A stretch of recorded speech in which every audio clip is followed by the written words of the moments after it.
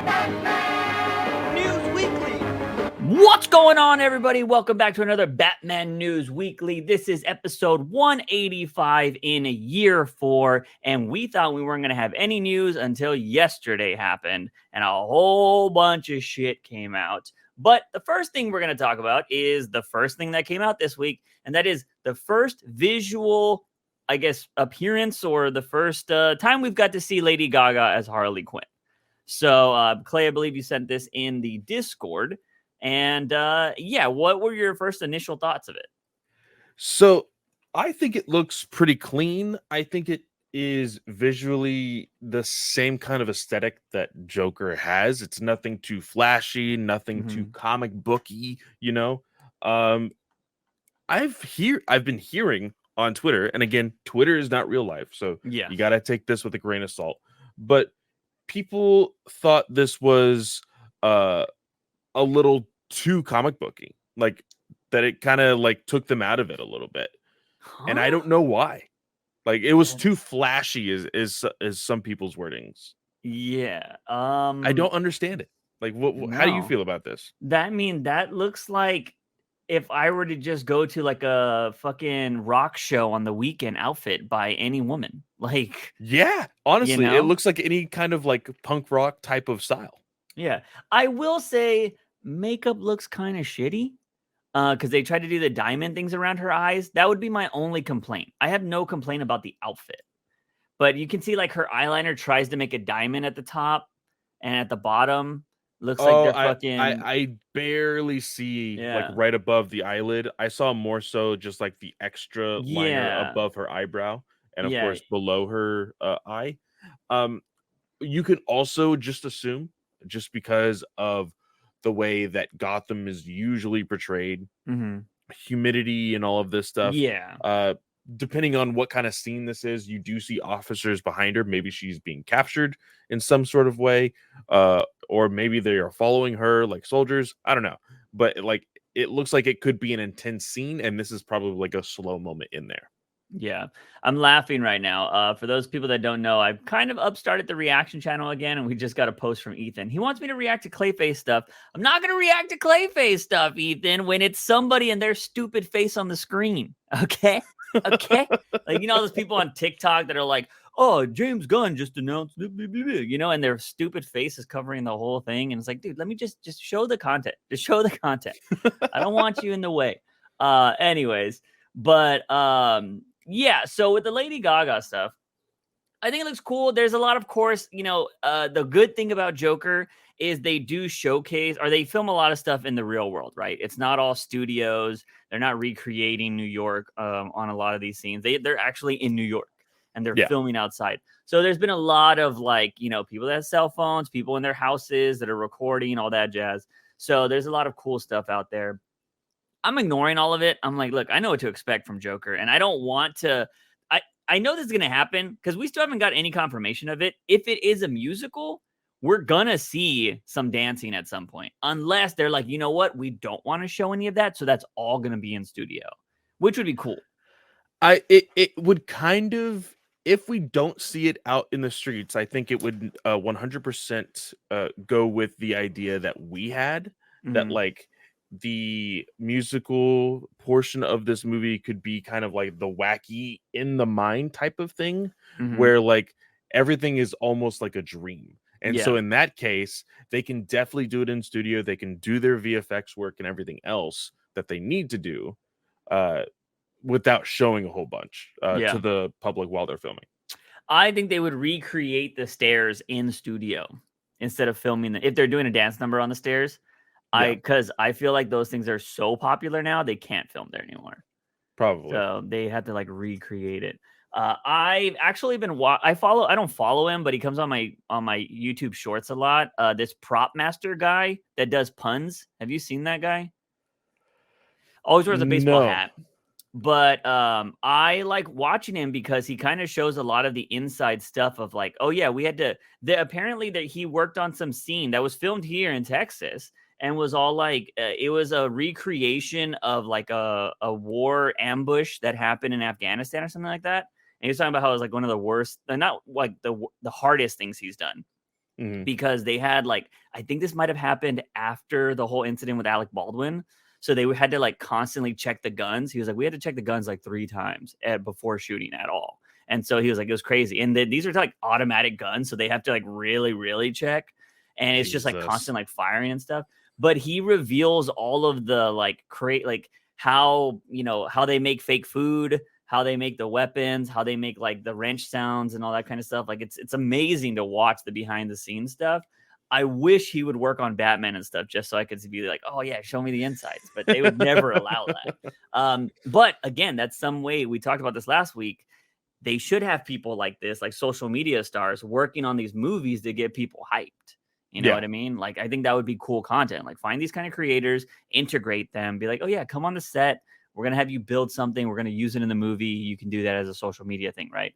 But at the end of your video, be like, yeah, if you want to see this for yourself, go check it out, March, whatever. So I think DC should really do stuff like that. But as for the Harley Quinn stuff, I mean, besides looking at it, I think it looks good. Doesn't surprise me that some people are complaining on Twitter. Every day I get on there, I'm just like, why did I come back? Why did I come back? Because it's just so much bitching. Yesterday, I'm trying not to engage with a lot of people, but you posted about Grace Randolph saying all this stuff about James Gunn, right? And James Gunn shooting her down. I love it every time he does it, especially with her. But somebody was like, somebody instantly messaged or tweeted to Gunn under that post and was all like, good, now you have a chance to bring Henry Cavill back. And I just posted the Elsa Let It Go gif. I was like, let it go. And like, everybody, I got some likes on it and stuff. And it's just like, dude, fucking let it go. He's said it a million times. But it's just, dude, like, honestly, and thankfully, for the most part, I have maybe a small handful of friends that still like Zack Snyder's Justice League, will still promote his stuff, but aren't the toxic types. Yeah. But they still engage with the toxic types in the sense of not in the way of like supporting them, like, hey, stop making us look bad type of thing. So that's the small stuff that I still see sometimes. It's still muted, so I would actually have to like view it personally. I would have to click it to see what they're saying. But all of the negative toxic stuff, I don't see unless I'm actually searching stuff up in the explore section on Twitter anymore. Like, thankfully, it's cleaned out of my thing. Yeah, it's funny because my 2023 policy is muting and blocking people. It's mostly muting people, but I block if I definitely don't want to see it, period. Because if you mute, Twitter still does the like, you muted this person, but you can click it if you want to see it. And I'm like, that's what I've done. Yeah. And I'm tempted too many times to see what these idiots are saying. I'm just like, what did this fucking idiot say? And so sometimes I just block to just not even deal with it, right? But when James Gunn responds to stuff and there's people that responded to him, I look through the comments because I'm like, because he does threads. So I'm just like, I'm going to see this shit. And then that's where you constantly see they're like, oh, well, I heard that Affleck wanted to come back and Henry Cavill was there. And oh my God, I can't believe you're taking it away from us. But then I see a little bit of clarity sometimes. And some people are like, actually, it's good that he's recasting because this would be like 30 years of both of their careers with all of this baggage. Like, how would you introduce so many new characters? Like, it's best that they reboot them. And I was like, oh my God, there's sanity on Twitter sometimes. Like, blew my mind. But anyways, for the Harley Quinn thing, think it looks cool. I'm excited to see more, but not too much more. I don't want any spoilers or anything happening, So, because I want to go into that movie, like, I don't even need a trailer, to be honest. We'll watch it. I'm trying to remember the stuff that we were seeing when it came to the filming of the Joker. We saw basically the same thing in the sense of a lot of pictures on the street, some random videos here and there. He got hit by the car. That was definitely one of them. I think that was definitely one of them. But as far as story goes, I think that we couldn't have really been spoiled by any of the stuff that other people posted. Just because there is such a deep narrative in the actual script of the movie rather than just visually, that you can't just be like, oh, let me go in studio and have this one part. Like the whole thing, spoiler for Joker, the killing of Robert De Niro. Like they're not just gonna show that in the open streets or whatever. Yeah. So I think that we should be fine. Now I'm gonna disagree with you. I think I do need to see a trailer. Really? Okay. Because I think I was the one that, although I think a musical would be cool, I'm still a little on the fence with how it all works. So I would want to see and kind of get the vibe of what that musical will feel like and look like. And then I'll be like, okay, this is definitely something that I'm cool with. The thing is usually I don't think, as like somebody who has edited for a long time and the vibe of this, I don't think they're going to give you the musical elements. What they're going to do is they're going to have the wacky scenes of a musical, but you're not going to hear any of the music. I wouldn't show you that as an editor. True. I'm sure that they will put like one of the Joker themes. Yeah, I would do intensity. Like I would make the same tone as the previous movie, but I would show you scenes a la La La Land. So like dancing in the sky or whatever. Like I'd show you that, and people would be like, "What the fuck?" And since they know that, oh, he was in an asylum at the end, like maybe it's all the dream. Let people have their own narrative. But I wouldn't give you the singing at all. That way, when you go into that movie, you're like, "Oh, what the fuck?" Like that's what I would want. Because I think if you show that, you'll have too many people bitch online. True. Before the movie dude, comes out. It just hit me. How long has it been since Walk the Line? How long has it been since Joaquin Phoenix has like actually sang? Oh fuck, who knows? It's been almost... I was in high school. If you were in high school, then I was probably either starting high school or still in middle school. Yeah. Pretty sure, unless I'm getting it confused with the Talladega Nights guys parody. That might have been in high school. Walk Hard. Yeah. But they would have been at the same time. Walk the Line was 2005. Yeah, I was in high school. I was a junior. God damn.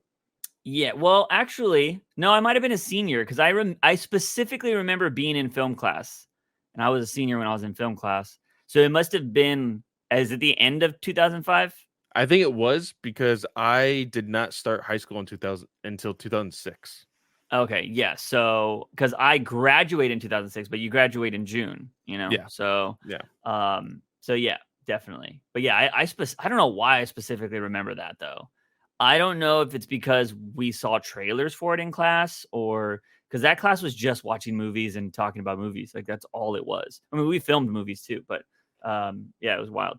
Anyways, I think it looks cool. I'm interested to see more, but I don't need a trailer because, just to explain my side of that, I thought the first movie, I was like, I don't fucking need this. And then I saw the trailer and I was like, damn, that's fucking awesome. But superhero movies and stuff lately, the first trailers have been kind of trash and the second trailers are good. And I don't want to have to see two trailers. So like, I don't know what that is. Because Shazam, that first trailer, I was like, meh. And I think a lot of people saw that first trailer and maybe that's what turned them off the movie. Because that first trailer was kind of cringe, in my opinion. Yeah. That second trailer, when it showed the dragon and some of the fights, I was like, that's fucking cool. Yeah, and it looked epic. Better. That should have been the first trailer. So I don't need to see it. But, oh, man, they are going to tease the fuck out of the Joker. It's going to have one of those, like, it's going to have, so the first social media post will be like his face and then a date. And then, the date is actually going to be the teaser to show you the real trailer. And then it's going to be the trailer. I feel like that's how they're going to do it. They're going to tease the fuck out of it. So, yeah, we'll see. But next up, what do we got? Let's see. Oh, yeah. Since we kind of talked about James Gunn humiliating freaking Grace Randolph, which I live for. Thank you very much, James Gunn. He teased. There's been some, rumblings about Brave and the Bold possibly already having a director in mind and possibly writer for the script, according to a response that James Gunn said, because I forgot the actual quote of it. So this person tweeted at Gunn saying, "Do you guys already have a director or screenwriter lined up for Brave and the Bold?" Somebody not even related to the project just responded to them saying no. And James Gunn responded to them saying, maybe. Yeah. And that was it. It was literally just maybe. So it does look like a majority. I'm going to go ahead and say a majority of what was presented to us. So the 10 projects probably are already like the ball is rolling for sure on all of these. Yeah. But I'm interested to see what direction they're going with this, because a lot of people think that Brave and the Bold will, like, although the subject matter of Damian being a little bit of a darker hero, and especially when he's introduced, and all of that, people assume that Brave and the Gold is going to be a little bit silly. And Brave and the Gold? Did I say gold? Brave and the Bold, sorry, is going to be a little bit silly. I hope not. So, like, kind of in the because of the cartoon. I think so. I think people have kind of equated that title with the cartoon. But Tom King's also doing Brave and the Bold, and his looks really fucking dark. It does, and that's. I think you have to, with a, and people don't take this the wrong way, but with a brighter DC universe on the horizon, with the way James Gunn usually does things, James Gunn, you need to understand, he, like, in his past has done some really messed up movies. But at the same time, love it. Like, Super is both hilarious and dark. Like, you put that balance in there, I think everything will work fine. I think you still have things for look the at adults. Peacemaker. Exactly. You still have things for the adults, while you can also have just like the lightheartedness of heroes in the movies. Like, I think that'll work perfectly. Yeah, and if I'm not mistaken, you weren't a fan of Peacemaker at first, right? Like, you going into it, I was very questionable on Peacemaker, just because in the Suicide Squad, I didn't like his character because of how much of a dick he was and all of this other stuff. And it really worked for me after the first episode. Like, dude, by the end of the first episode, when that chick freaking explodes, I was just like, oh, fuck, this this show is for me. If y'all have not seen Super, you're doing yourself a disservice. Like, Super was one of those movies that I just threw on one day, and I was like, I kind of want to watch something. And I was like, let me watch a stupid superhero type of movie. And I thought it was kind of along the lines of like Kick-Ass or something. And so I ended up watching it. And then that ending and some of the other shit that happens with now Elliot Page's character, I was just like, oh, like, what the fuck? And what's it? Rainn Wilson, is that his name? Yeah. The performance he gives at the end when the serious moment happens, I was just like, holy fuck, this guy can act. Like, holy shit. Good fucking movie. So James Gunn understands tone. I would not want it to be that silly. At least Batman's not silly. If you're gonna have like 10-year-old Damian do some stupid shit here and there, although Damian's not really a funny character either. So I think you need somebody else. I do genuinely think Gunn understands these characters. I think he's going to lean in hard on the silliness when characters need to be silly, such as Booster Gold. I think that's going to lean very hard into what Peacemaker is. When you look at characters like Booster Gold and Blue Beetle together, Ted Kord Blue Beetle, not Jaime Reyes, I think you're going to lean hard into that stuff. The Terrifics, I think you're going to have a nice balance. Well, we haven't even talked about that yet, so. Well, that was another thing that was teased. And people went nuts after this. And I'm surprised that so many people, and again, all of these people that responded to him could very much have read this comic. It was one of the last books standing that was like that new age of heroes or whatever it was called. It was the last book standing out of all of those. And it did so well. And I will admit, I think a lot of its selling was for the fact that Dan Mora was on the covers for a majority of those issues. I think Ivan Reyes did the first few covers, and then Dan Mora did the rest of them. And it definitely helped the book a lot. But it's a great story. It's a fun read, wacky, It's basically the Fantastic Four of DC.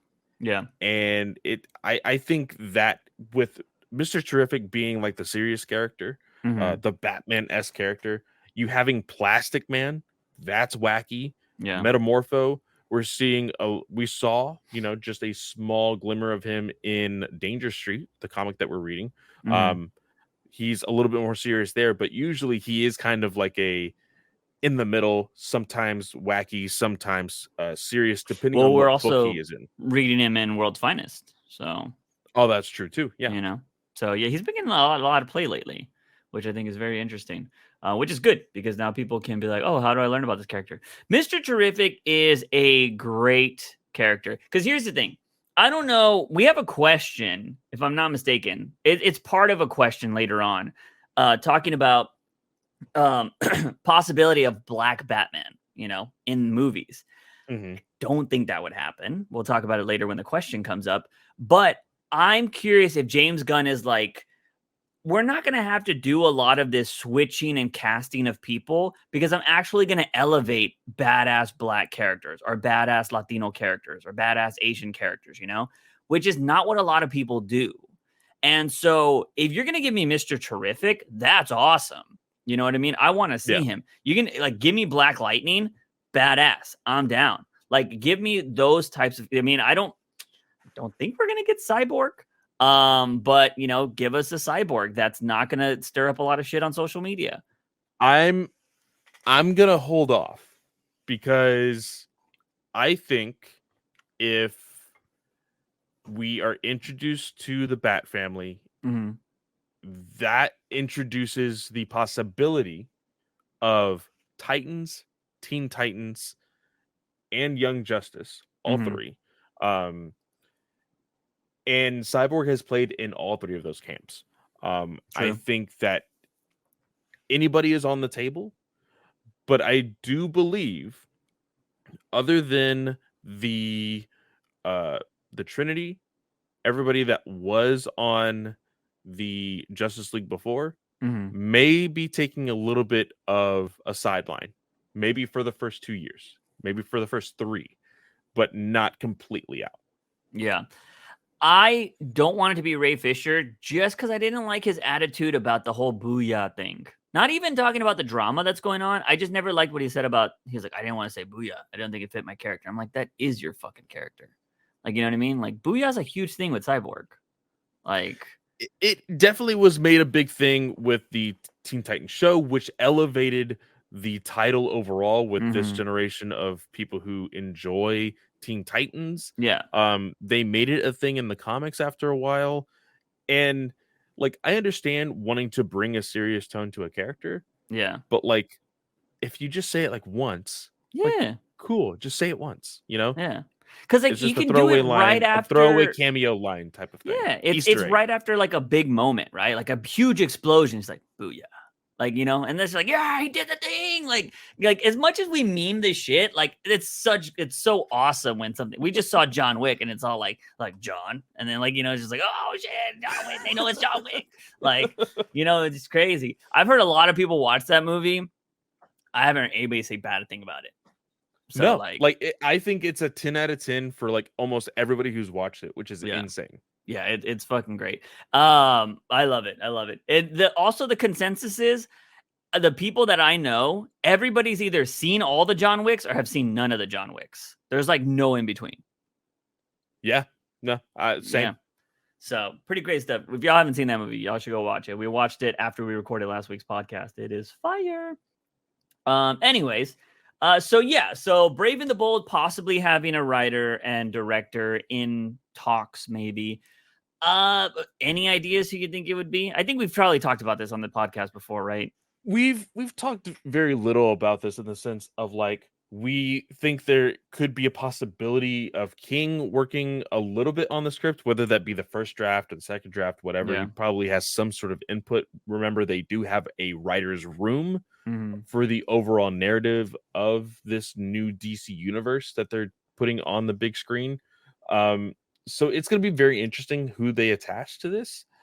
I couldn't tell you. I honestly couldn't tell you. It would be very interesting if oh shoot, what is her name? She has, of course, been the screenwriter for almost every DC project Christina recently. Hudson, that's right. Yeah, Christina Hudson. It would be really wild if she got a chance to do just Batman. Yeah. No? Yeah. I mean, if she's still, I mean, I'm curious because like writers will be a part of a movie, right? And I think there's like something with the Writers Guild or whatever. If you wrote the first draft of a movie, I think you're still technically a part of the movie or a part of the credits or whatever. Or you like, I think the rule is something like if you wrote 60% of the script or something like that, you are the writer no matter what, or some shit like that. And so a lot of rewriters will come in and try to destroy 50% of that thing to make it their own, so they're the writer of the movie. I've heard some fucked up stories like that, so I think that's kind of something that happens in the industry, which could have been what happened with Justice League. So very possible. But yeah, I don't know if she wrote all of the Flash, right? Like if we are going with what Tom Cruise is saying, a great fucking superhero movie, and the world needs this movie right now.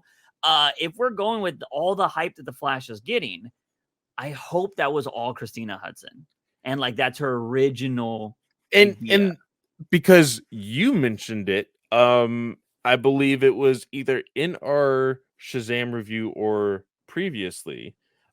She has had more misses than hits with the canceled Batgirl, with Harley Quinn or the Emancipation of One Harley Quinn, the Birds of Prey movie, like in our eyes, not being a complete hit, but a miss.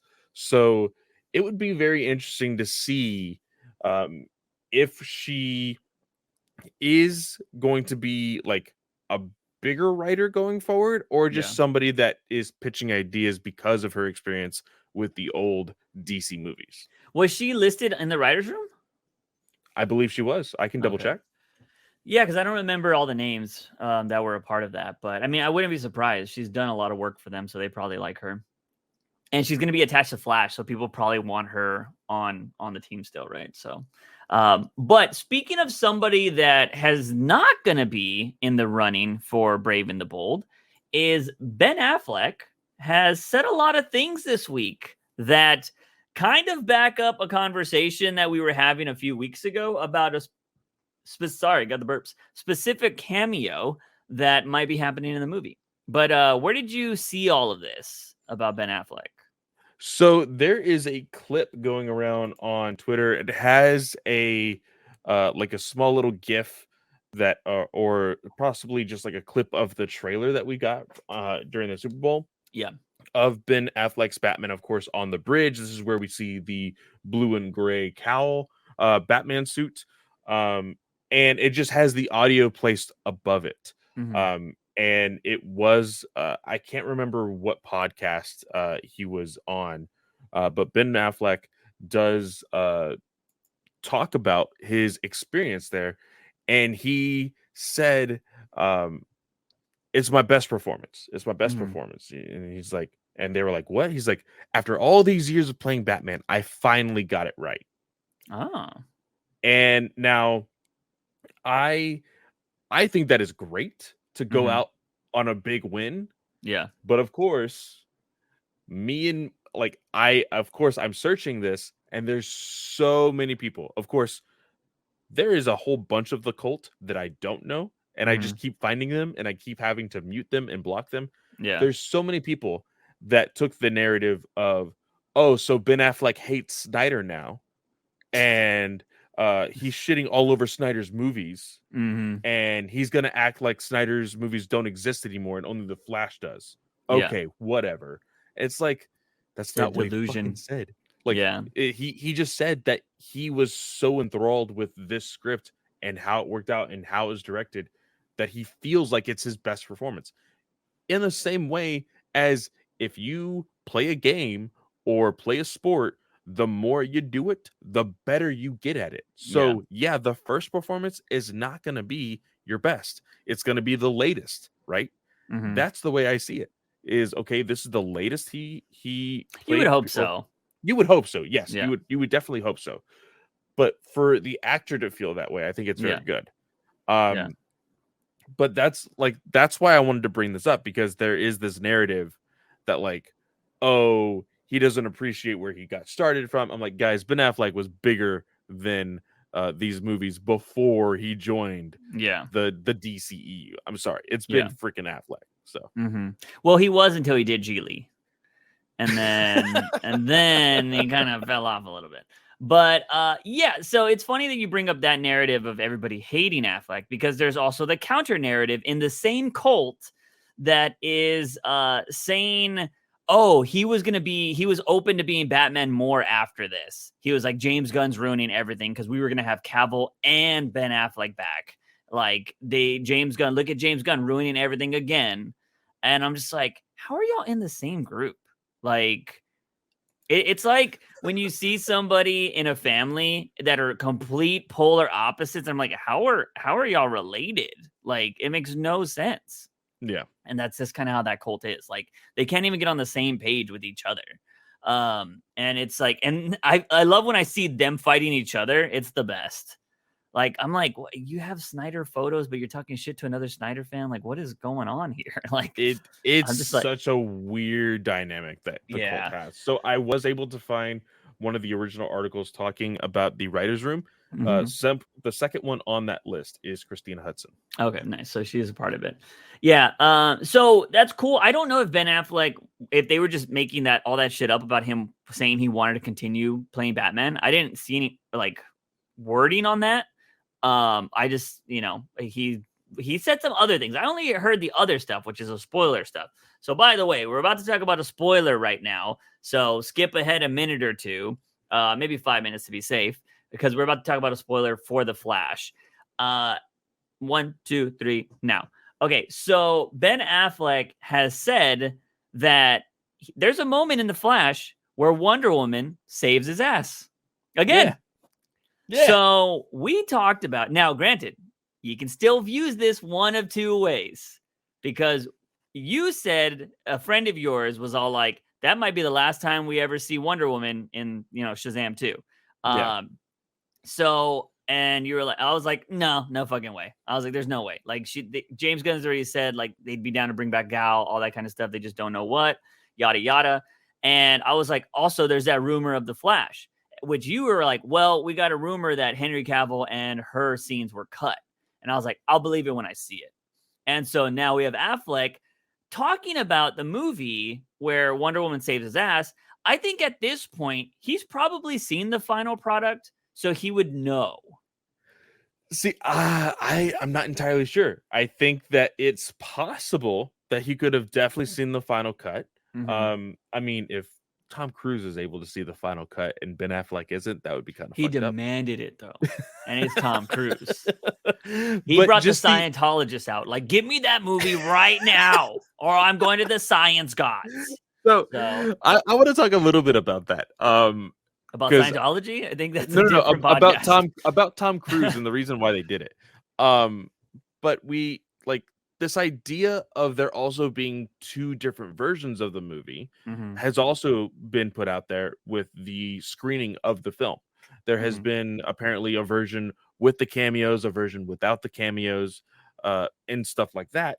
So, there could have been a version of the movie where he definitely did see it, or of course he actually filmed it. So he worked with Gal. So it's not the fact that he can say like he saw the final film and that's why he's talking about this cameo. It's because he worked with a coworker and he's like, this person being Wonder Woman saved my life as Batman. Yeah. That'd be cool. Why that's not NDA type of material blows my mind. Because the actual audio is like, oh, this is spoiler territory, and I probably shouldn't, the DC snipers or whatever they are. Like, he jokes about it, and then he just shares it. Yeah. So for the fact that it's not NDA material, like, I'm very like, it kind of throws fuel to the fire. Again, this is me saying this. Don't take this the wrong way, but this kind of puts fuel to the fire to that narrative of like, yeah, I'm not really into those movies anymore. Like, kind of just his wording on how he was talking about James Gunn and the new DCU and everything else.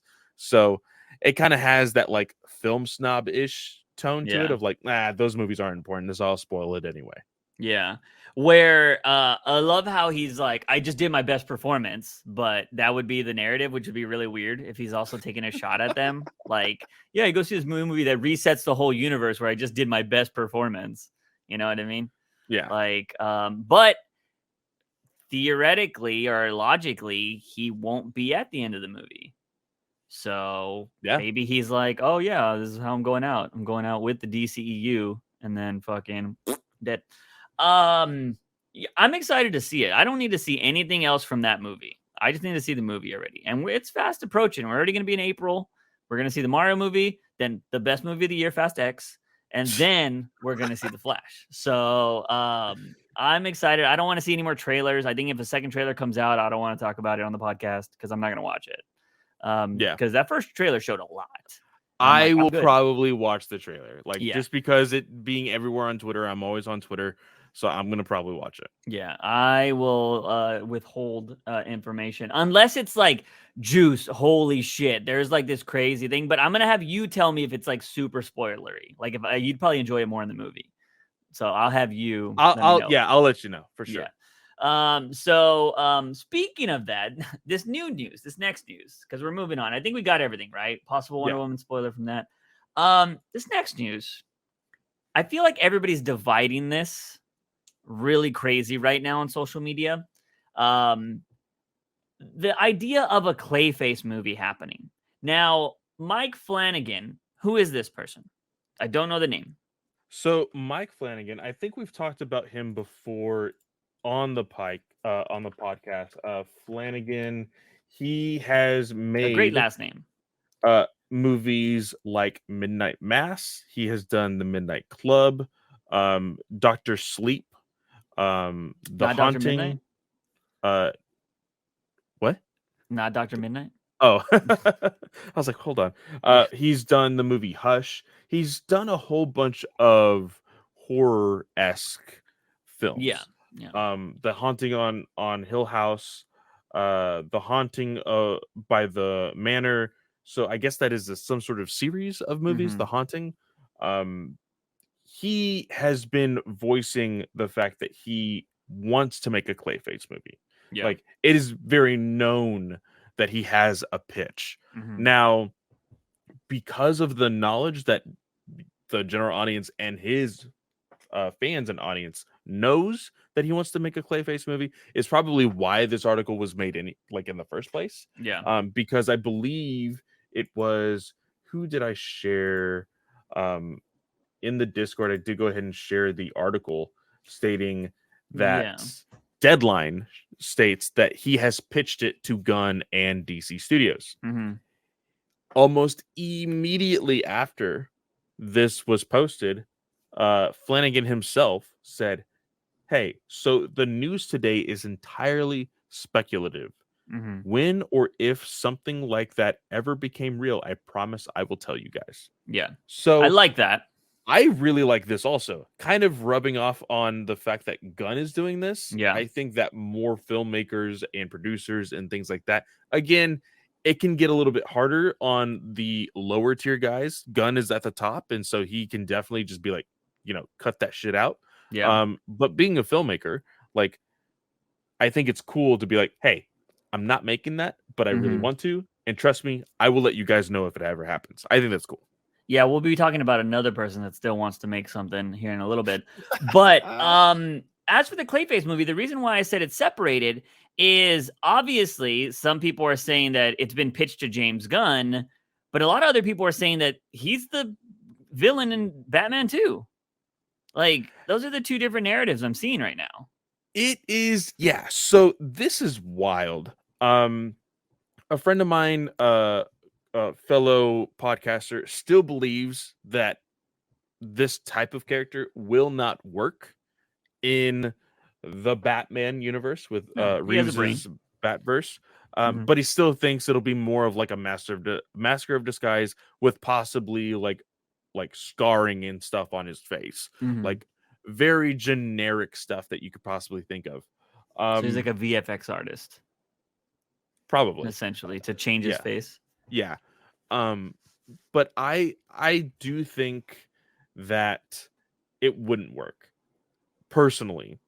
Now, again, I think that the narrative of just like making every supernatural or fantastical character more realistic in this universe would be a little stale. But I also think that diving into the supernatural or fantastical, even just a little bit in this already created universe, might be a little too jarring for people. Yeah. And so I think it could very much get people to tear away from the idea of like, oh yeah, Matt Reeves is Batman versus what I want. Because as the same friend, fellow podcaster, had said that like a lot of people aren't liking Shazam 2 because it's more of the same thing. Mm-hmm. The Batman was quote unquote different because it was a longer form of narrative storytelling. It was a detective story. It was more of like the HBO-esque type of script and storytelling of like what you would look at with like True Detectives and everything else put into a Batman movie. That was the pitch. And I think they did do it. It just wasn't our vibe. Yeah. So to then put the quote of the same stuff that we're getting into that universe, I think people are going to be like, that's not why I went to go see the Batman. Yeah. I went to go see the Batman for this reason. And now it's turning into the stuff that I don't want to watch. So I'm not going to watch this anymore. Yeah. You know? Yeah, I think tonally it just doesn't work. Like you didn't set that up in the first movie. So switching it would be like if you watch anybody that watched Gotham the first season and then watch the second season, you're like, what the fuck? Like this is very different. And because the first season was supposed to be like a cop drama. It was supposed to be GCPD. I dare everybody to watch the first Fast and Furious movie and then skip all the way to 7. Skip all the way to 9. Be fucking they go to space. Like, you know? That I don't think it'll be that dramatic of a change. Yeah. I still think that Reeves would be able to keep a lot of the tones of the Batman because I think that is simple, that is easy. Yeah. But like I just think diving too much into fantastical could be damaging to his universe. Yeah, and here's the thing. Since Mike Flanagan, I've never seen any other movies, so I can't say like, oh yeah, he would totally be able to pull this off. But just hearing that he's a possible horror type, it seems like he's a horror director. I don't think that's the best thing for Clayface. I don't think Clayface is necessarily a horror type character. You know what I mean? Now, if you're talking about like Swamp Thing or something like that, I can totally get the horror aspect. Maybe even like Man-Bat. Although Man-Bat scares me because of like if Sony was handling Man-Bat, we saw what happened with fucking, Morbius. I'd be very scared with a character like that. But for the most part, I don't know if a horror director is the best thing for a Clayface type character, in my opinion. I think that it. Well, if that's not if you don't think he is the right genre of filmmaker, who do you think would be? I'll always say Guillermo del Toro, but I don't know. But he's in the same genre. He is, yes, he does like some of the action pieces, but he is very much in the horror suspense. Yeah, but so is like David Sandberg and stuff, right? So like, I mean, I guess I'm actually countering my own argument because I do think people that can pull off horror really well can do anything. But I think sometimes there are a lot of these horror directors want to take superheroes and they make them scary, right? I just don't think Clayface is a scary type of character. And maybe people can disagree with me. That's totally fine. I've just never seen him as like scary. I've just seen him as like really cool and like manipulative because he could be anybody. You know what I mean? Yeah. But I don't fear Clayface. I mean, if in real life I'd be like, what the fuck? But like when I'm watching him fight Batman or something, like it's not the case. But I don't know. I mean, maybe I'm just fucking talking out of my ass there, because there have been plenty of horror directors that have proven me wrong. Granted, some people be like, David Sandberg's not that good. Look at his box office. So I could be like, oh, that's fair, you know. But I enjoyed the movies that I've seen from him. Yeah. So yeah. Anyways, I just don't. I don't know, like this, because I've seen the trailers for The Sleep or Mr. Sleep or Dr. Sleep or whatever it's called, and I was like, just imagine like that vibe with Clayface. I just don't think it works. You know? True. I would very much agree with you on Guillermo del Toro with that vibe. Because you look at any of his trailers, even his most recent one with like the whole circus, his latest live action, because his latest movie is Pinocchio on Netflix. But you look at his one movie with like the circus, it has Bradley Cooper in it. I'm pretty sure it also has freaking oh shoot, what's his name? Freaking Circus. Green Goblin from Tobey Maguire. James Franco? No. Oh, Tobey Maguire. Oh, William Dafoe. Yeah, it has William Dafoe. It has Bradley Cooper. Shit, who else is in that movie? But it did do great in the box office because it was during COVID and like nobody went out to go see it. There was a lot of POV rentals for it, but did not have a great box office, which is totally understandable during that time. Mm-hmm. But even those trailers, I think they had a really cool vibe for what Clayface could be. So I will stick with the horror-esque, but not super horror. I'm not gonna go like down the road of yeah. Okay. Yeah, I mean, yeah. Now that I'm thinking about it, I did definitely kind of jump the gun, because there have been plenty of horror-esque people that have done other genre movies that are really good. But it does scare me, because I do think eventually, just because some have hit, there's got to be some flops eventually. You know what I mean? And I'm worried about the flops. And it's also I might be a little biased here. Clayface is one of my favorite Batman villains. So if you do Clayface and you fuck it up a la Gotham, I'm gonna be really pissed. Yeah. So like, I don't need him to be fucked up. And I think his first appearance should be in the DCU against Batman, not a solo Clayface movie, and not something in the Batman where it's a serious tone.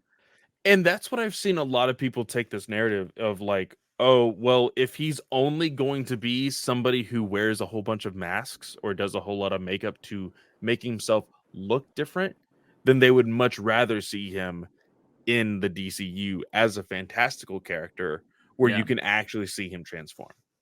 Yeah, I still think that with Clayface, the type of character he is, you can have that one moment where you just get a bunch of people to come in and cameo. Like, what if you had like Ben Affleck to come in and cameo as Clayface for one scene, you know? Yeah. Or you had like, I would be a dick and be like, hey, Affleck and Cavill, I need y'all to come in and, you know, do a little scene for us. And like, oh yeah, it's in the DCU. Come in, you know? But you can do really fun shit with that. And just have like, I don't know, I think that'd be really cool. It always reminds me of how they handled Dr. Parnassus, the Imaginarium of Dr. Parnassus, which was the movie that Heath Ledger was filming when he died. They came in and they brought in Johnny Depp, Colin Farrell, and the guy, oh my God, it's not Fassbender. It was somebody else. I know who you're talking about. Yeah, I forget the other guy's name. But yeah, that they brought them in, and the way they played it off was every time they jumped through a portal, he changed his face. Yeah. So, which was very interesting. So with Clayface, every time like he walks into a different room or he's like trying to pull a con, it could be a different person, which I think would be really cool. Yeah. So, I don't know. I'd be very interested to see where that goes, but I just don't. Clayface needs to be in the DCU and not serious and not a solo movie. The more that now that I know we're getting the DCU and how James Gunn is so willing to do like I was gonna say obscene, I wish, like more obscure, that's the word, characters, I don't want them anywhere else. If you're gonna give me an Elseworld, totally fine. Would love Cavill to come back to do a Red Sun. I've been on fucking record for that. I think that'd be amazing, because you could bring back the whole cast, the OG Justice League cast, if you wanted to. Yeah. And I think that'd be amazing. Kind of let them, like, all right, that's cool. I'd even be willing. No, I was gonna say I'd be willing to let Snyder come back, but no, I can't, because then it'll just start up everything. You just can't do it. But like for the respect of it, I'd be like, look, you're not gonna get anything else. If I let Snyder come back, I'd be like, I'll let you come back. You need to say something about your fans. You need to tell them to shut the fuck up. Like that's just what you need. They'll be like, hey, this is my last film with DC. I'm not gonna make anything. I am really appreciative of them for doing this, and then shut the fuck up. That's what I would do. But see, this I don't think. I think the fans have become so toxic. Like, if it came out that Snyder worked with Gunn, people would call Snyder a snake. Like, people would turn. I on would Snyder. love it. I think it would happen. Yeah, I honestly think it would happen. I would love it. But here's the thing, though. I don't know, man. It is weird. You're right. Because I saw people like, we live in America. We live in a very political climate.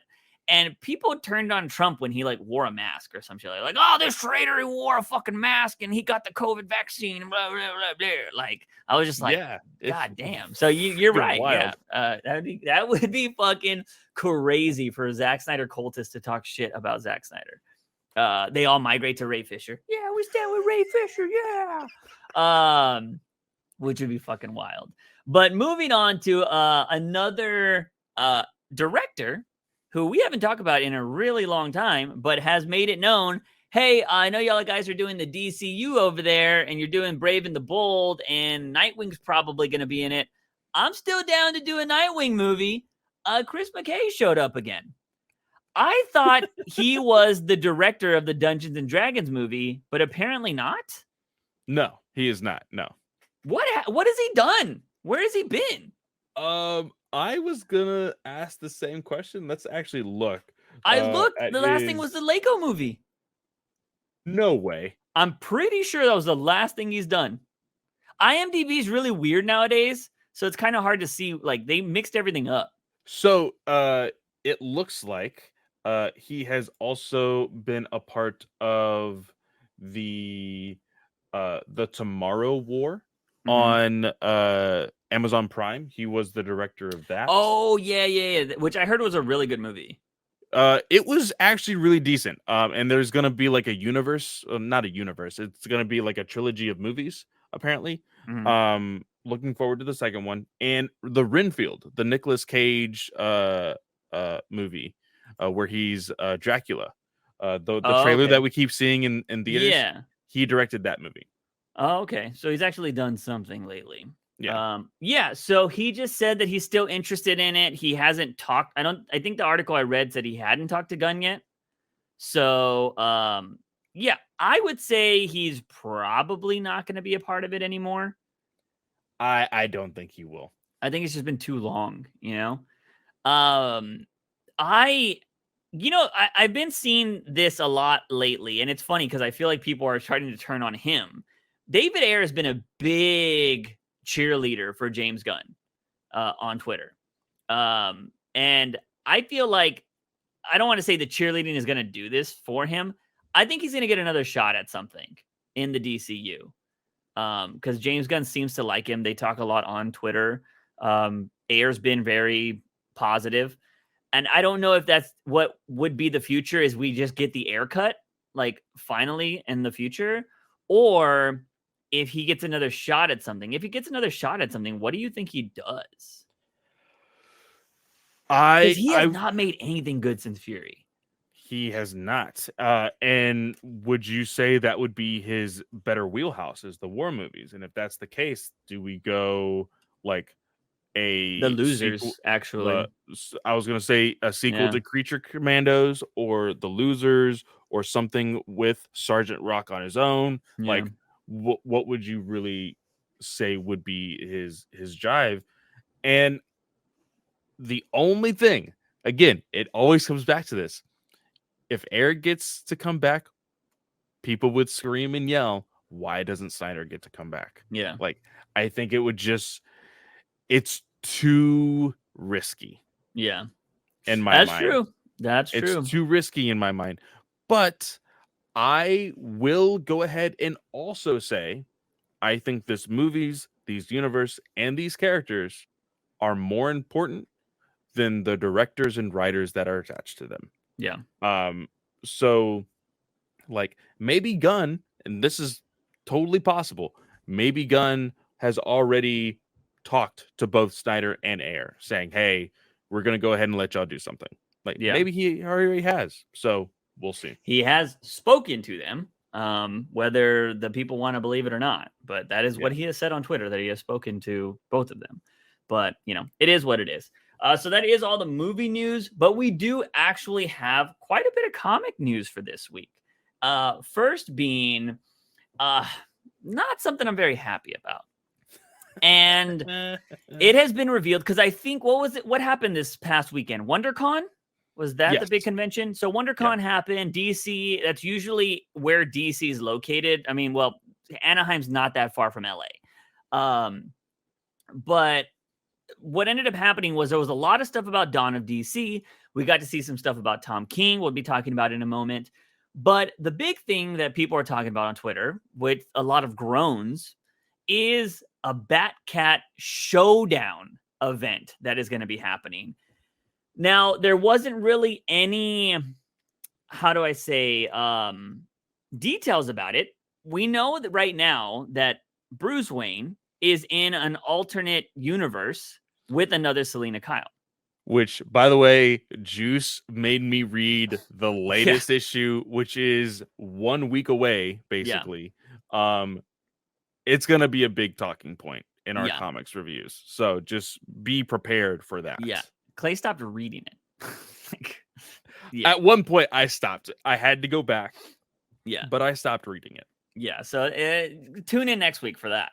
But what I want to say is there was no details. So we don't know if this is going to be Bruce fighting that Elseworld Selina, because I don't know when it said it was supposed to happen. But, you know, we only get one thing a month. This next issue is 134. Then that means in May will be 135. June will be 136. And I think that's when it starts. So I am looking at the article now. It says at the June 2023 solicits. So this will be the June release. It'll be Batman 136. Yeah. We have talked about how Zdarsky is legitimately writing clearly for the trade. Yeah. How many issues has he been in the alternate universe? I think it started. I think he started on 125. So 125, 126, 127, 128, 129, 130 would be 6 issues, would be the first trade. So he got probably sent back. He got sent to the universe on 136. On 31? Yeah, it's where the first start. Yeah. So maybe, because I want to go ahead. I'm not going to, of course, show anything via this recording or talk about it. But looking at the issue that comes out next week, the numbering is, let's see here. It comes out on the first week, 134. Yeah. So this is literally in 2 weeks. I'm going to go ahead and agree with your somewhat prediction that this isn't the Selina that we know. Yeah. But so you probably going to fight the alternate universe one. I will say this. The Catwoman solicit, does it in any way tease a showdown with Batman?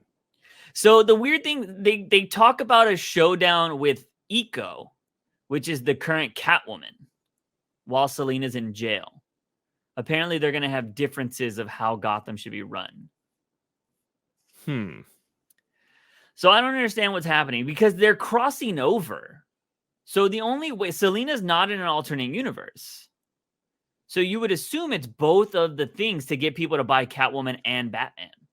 So let me go ahead and read both of these solicits just real quick so we can get a better idea of what this will look like. So Batman 136 is going to be in June. So it says here, Failsafe and Red Mask have forever changed Batman, and Gotham isn't as welcoming as it once was. Can Batman remind them who he is? Can he remind Catwoman? Question mark. The future of the Bat book starts here, and everyone's world is about to explode. So, not really giving a whole lot of insight on whether, what this showdown will look like. Yeah. But the Catwoman number 56 solicit says, what's the saying? Two cats are better than one. Unless you're in Gotham and the two cats in question disagree on how the city should be run. With Selina freshly out of jail, Eco has some unfinished business as Catwoman that Selina confronts her about. Meanwhile, Selina has some unfinished business on her own and pays a visit to her sister, Maggie. Yeah. Which sister? Which sister are we getting? Because if One Bad Day is continuity, her sister works at like Walmart now, whereas her sister's always been in a wheelchair since Black Mask met her. So I'll be interested to see where they go with that. So yeah, possible events crossing over, or possible Zdarsky having his new Selina fight. Either way, I think this is just garbage. And reason why is, Catwoman and the Batman have been garbage lately. And it blows my mind because, again, I've read some of Daredevil. That's great. I don't know how this Batman is this bad. But from what I've seen, Zdarsky is doing Batman. He's doing Batman. He's doing Daredevil still. That should be ending like in September or something like that. And he's also, I believe he's the artist and writer for his indie book. So, like, this dude's working a lot. Yeah. And I'm just like, why? Like, I don't know. I've said this a million times. I think if you're going to have somebody on your Bat book, they should only be doing the Bat book.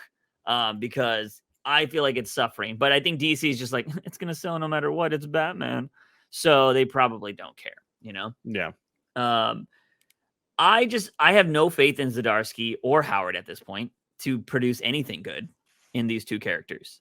So this showdown does mean nothing for me. And also, I know a lot of people are like, it's just because they're destroying the Bat-Cat relationship. When you look back on it, I'm just like, it just reminds me that DC is so set on destroying any good relationship Batman has. We could talk, he just fought his son for the bajillionth time. We had an issue with that. Yeah. What's next? He's going to fight the whole Bat family?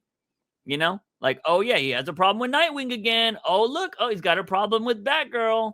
Like, if I'm going to go ahead and throw a prediction out there will be yet another confrontation between Red Hood and Batman. Yeah, probably. Because people love it. Yeah. And we enjoyed the last one because there was actual consequences for Red Hood's choices. Yeah. Now, we then saw later on in that same run, while we were kind of off and on Red Hood, there was a moment during the stories of Heroes in Crisis that Bruce confronted Jason to tell him about Roy. And that was a really good issue. We really enjoyed that. But, like, we're kind of tired of the confrontation of family and destroying of relationships. Like, we want to see progression with our characters, not regression. Yeah. And that also brings me to, we had Raphael mention like, oh yeah, Raphael, I believe, was the one that shared this originally, the Bat-Cat event. And he mentioned something along the lines of, oh, look, they're just constantly trying to erase everything that Tom King has done in the books. And he mentioned he was like, especially after reading the recent Flash. And I was like, I don't read Flash, so I have no idea what you're talking about. So Clay had to fill me in on what's going on with that. But he also made a comment of, Raphael feels like DC feels like Tom King's run ended at 50, which I feel is a very interesting point because they constantly reference that. And so I'm just like, yeah, I could see that. The constant reference of, but also, if I'm not mistaken, I'd have to go back and read it. I feel like Williamson commented on King's run. We know Jeff Johns did. Jeff Johns 100% made King's run continuity in that first issue of Flashpoint Beyond. Yeah. So I don't know. So like, it's really weird. But you mentioned the Flash issue that we talked about is out already, right? It came out this week or 2 weeks ago, something like that. It did come out. We can talk about it. The issue at hand, there is the 1 minute war going on in the Flash currently, and basically these invaders who basically siphon off Speed Force energy are able to move as fast as speedsters, have basically stopped time on Earth, and the only people that are available to move are the speedsters. During this time, Wally, the Flash, attempts Which to one? Is the other one just called Wallace now? Is that how they differentiate? Yeah, Wally and Wallace. Okay. Wally uses a Camaro, kind of gear-headed with all the other speedsters to siphon off Speed Force energy with him, and they're trying to destroy this tower that is helping the enemy. While driving it, he is going so fast, causes an explosion, and people think he's dead. Well, we find out that he didn't die. He just went through the Speed Force so fast that it basically threw him into a pocket dimension, where they used to call it Planet Flash. It was apparently future Wally's like name for it, but they have since called it something else, and I can't remember what they called it. But all the characters that are in that pocket dimension are literally every single hero that died during Heroes in Crisis. So they didn't actually die when Wally accidentally got so anxious and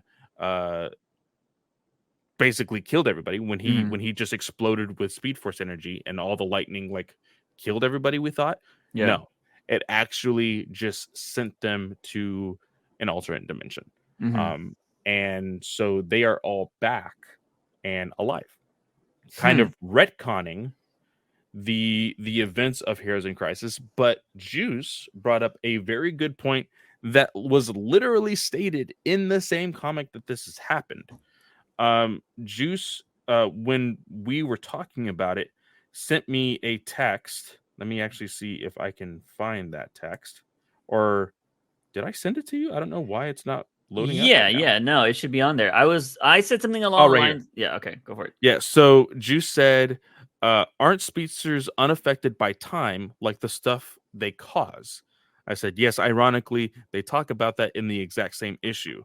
So this conversation is between Barry and Wally's wife, talking about how they think Wally might just be dead because of the events that take place. She says he's not coming back, is he? Which can't be true because you just said we're sending the fraction back in time, which means everything that they did is undone. And Barry says, I think it will turn back time, save the world, but Wally isn't like every temporal being. We are a part of the Speed Force. There's a reason we can remember our universe being rebooted countless times. We're separate from our regular quote unquote continuity, for the lack of a better word. Yeah. So this is definitely something when you explain it in that context, it doesn't really bother me too much as a King fan because it still keeps what happened in King's story factual. It's just there's just like, I do think it's kind of stupid. They're like, oh yeah, you randomly got teleported to a pocket dimension, but your body was here. But to be fair, same kind of shit happened when Batman got sent back in time. His body turned into a zombie body, like disintegrated kind of in Superman's arms, and he was just sent back in time. So there's precedent for that. So as a comic book fan, I'm like, okay, it's a shrug. But also, like, you have to remember the tragedy happened. The feelings left on these characters happened. And I think that is the story that King was telling, rather than just like, hey, there's dead bodies everywhere. Yeah. And I think that's what a lot of people forget. We talked about it recently. I think DC needs more controversy like that. Because I mean, we talked about it, how they've also retconned this story, but that story of, what was it, Heroes United, or that one fucked up story where they erased Batman's memory and everything because there's like a rape in it. Identity Crisis. Identity Crisis. I think that story is fucking fantastic because that also spread out to a whole bunch of other comics I ended up reading because that story was so good. Yeah. But yeah, I think, comic fans are very fickle. So it's like, you hurt my best, whatever. People are upset at Tom King right now because he said Tim Drake is boring, which I've been preaching that shit for a long time. And people are upset about because anything you can hate King for. I looked at the art for the Tim Drake story, and it is good. Right? You would have done that on page 1. He might still have a fucking book because it got canceled. And it's just like, why didn't you, you cannot put goofy art on a one book, like a number 1. So I'll say this. For a character that you're trying to make more relevant because of his representation in the LGBTQ community. Yeah. And wanting to make him more of a serious character for people to enjoy, you can't want to do that and then make his art really goofy and choose an artist that is known as is known as a art style that people do not enjoy on a regular ongoing story. Yeah. I have a question for you. Because now, Tim Drake, you cannot say that they did not try to do the boyfriend relationship with Tim Drake in this book, and it failed. If they were to not necessarily retcon, I think you can still have the boyfriend a part of his life or whatever, but they go back to the love interest of Stephanie Brown, do people bitch? Because those people I feel like that would bitch weren't buying that fucking book. Here's the thing, though. He's not gay. He's bisexual. Yes. So, but I feel like, who's actually really gay in comics, right? Like everybody that's had a girlfriend, they're just bisexual now because it's an easy out if they want to retcon it back.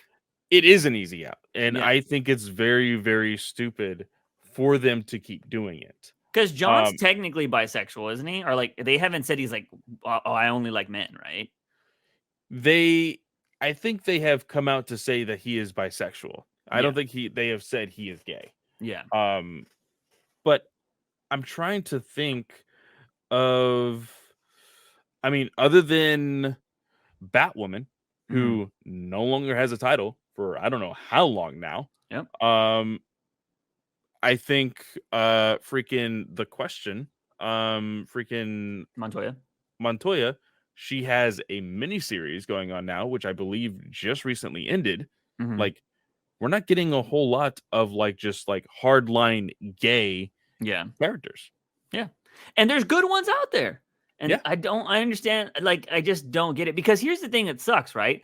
It's funny, it's okay to be pissed at King for ruining Wally West or whatever, right? I can't believe we had but how do you feel about the people that loved Tim Drake and Stephanie Brown? You know what I mean? That love that relationship. And it's like, oh yeah, that can never happen again. I feel like that it sucks for those fans, but I feel like some people would be like, oh, you just hate it because he's gay now. It's like, no, I love that. I love that connection they had. They had so many stories together, she's the fuck up and he's one of the golden boy Robins, Yeah. But he loves her no matter what. That's a good fucking story. And she tries to live up to his peak and she tries to look good in Batman's eyes, but she just constantly messes up and she has a bad family. And Tim Drake, depending on which Tim Drake we're using, he has a fucking amazing family or he's also had tragedy. So they have trauma bonding. Yes, and it's very, very odd the way they portray these characters because we look at Stephanie and Tim at the beginning of Rebirth. They're talking about college. They're talking about their futures together. Yeah. And then we look at this most recent, soft reboot-ish with Batgirls. Both Stephanie and Cassandra are portrayed as something that could be teenage, young teenage. And then you look at the art of Riley Rosmo and the way that Tim Drake is acting in his own book. You're looking, okay, did he de-age also? It's so weird, and it could get messy when trying to push that narrative again because people are confused. Stephanie was just 14 3 weeks ago. Why is she college years again, and like it could get very messy, but I think DC puts themselves in these corners that makes like their narratives and progression for these characters get all fucked up. Yeah. I would love to see a return to that. Because if I'm not mistaken, again, if you're talking about putting people in the Bat family that for representation's sake, they had Blue Jay right there. Well, Bluebird, fucking stupid ass name. Yeah. They have Bluebird there, which I believe she's lesbian. If I'm not mistaken, I could be wrong. Or maybe it's her brother. I always get it confused. Her brother might be gay. I always get that story confused, but I think she's representation. I'm pretty sure she is gay. One of the things that I know that they've done recently on Young Justice is they put that representation there. Okay, so yeah, maybe that's where I'm getting it from. But so yeah, you had that character right there that was clearly part of the Bat family. Snyder made her part of the Bat family. She was in Catwoman when Catwoman was kind of like, oh, I have a girlfriend in New 52 as well. And again, they're like, we need a bigger name to do that. John Kent seems to be doing really well with his story. So that's awesome. I'm so happy about that. But Tim Drake, apparently the Robin everybody loves, can't even hold a book. Well, I will say this also. One thing about Jonathan Kent, and again, this may not be the case for Tim, and that may be the fault of ours for not reading it. But the way I read John Kent, when reading his story, he is bisexual. He has a relationship with a man, but it's not on every page like other people may want you to think that it is. Like people bitch and complain about him being bisexual and harass Tom Taylor for the fact that he is in a gay relationship with this man, and they do make it sound like, why are these people having sex in every issue? Like, that's what it makes it sound like. But you read it, it's just a regular Superman adventure. And then like, hey, he has a conversation with the person that he's in a relationship with.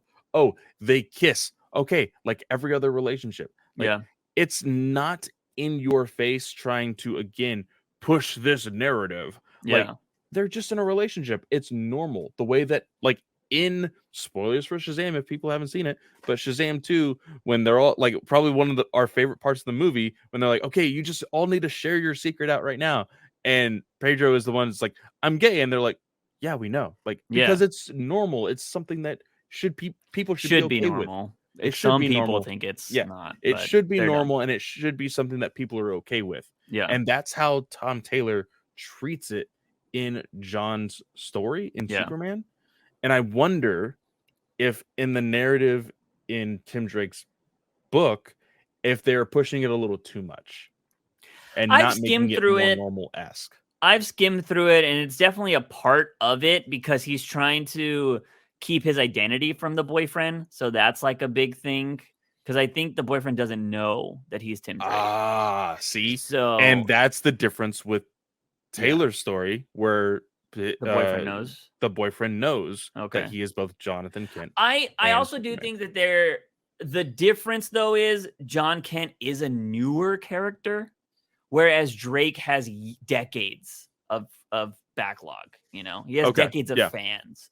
Because John Kent, we saw him age fucking 20 years or whatever the fuck he is now. You know what I mean? Yeah. And he was a child, and then he was a fucking teenager overnight, and we were like, huh? Which is a thing we did not agree with, but DC's still running with it. And they're like, all right, well, he's a brand new character. You can't say like, I've been reading John Kent for fucking the last 40 years and he was never gay. It's like, no, we saw him grow up. Like, so you can't say shit about that. I think Tim Drake has a history. I'm not a big Tim Drake fan, but I can see the argument. Doesn't mean the argument's right, but I can see the argument.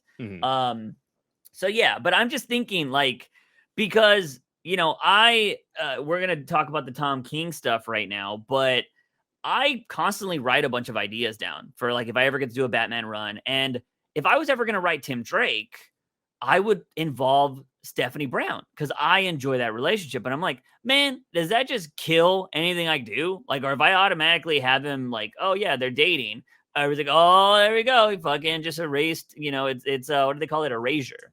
And I'm like, no, it's not the case. Like I could easily mention that he had a boyfriend. Like, oh yeah, he used to have a boyfriend, but you know, him and like anything, relationships they didn't work out. Yeah, and Stephanie's always been there. And he's like, oh, you know what? It took other relationships for me to appreciate you. And people need to understand that there are bisexual men who are in relationships with women. Yeah.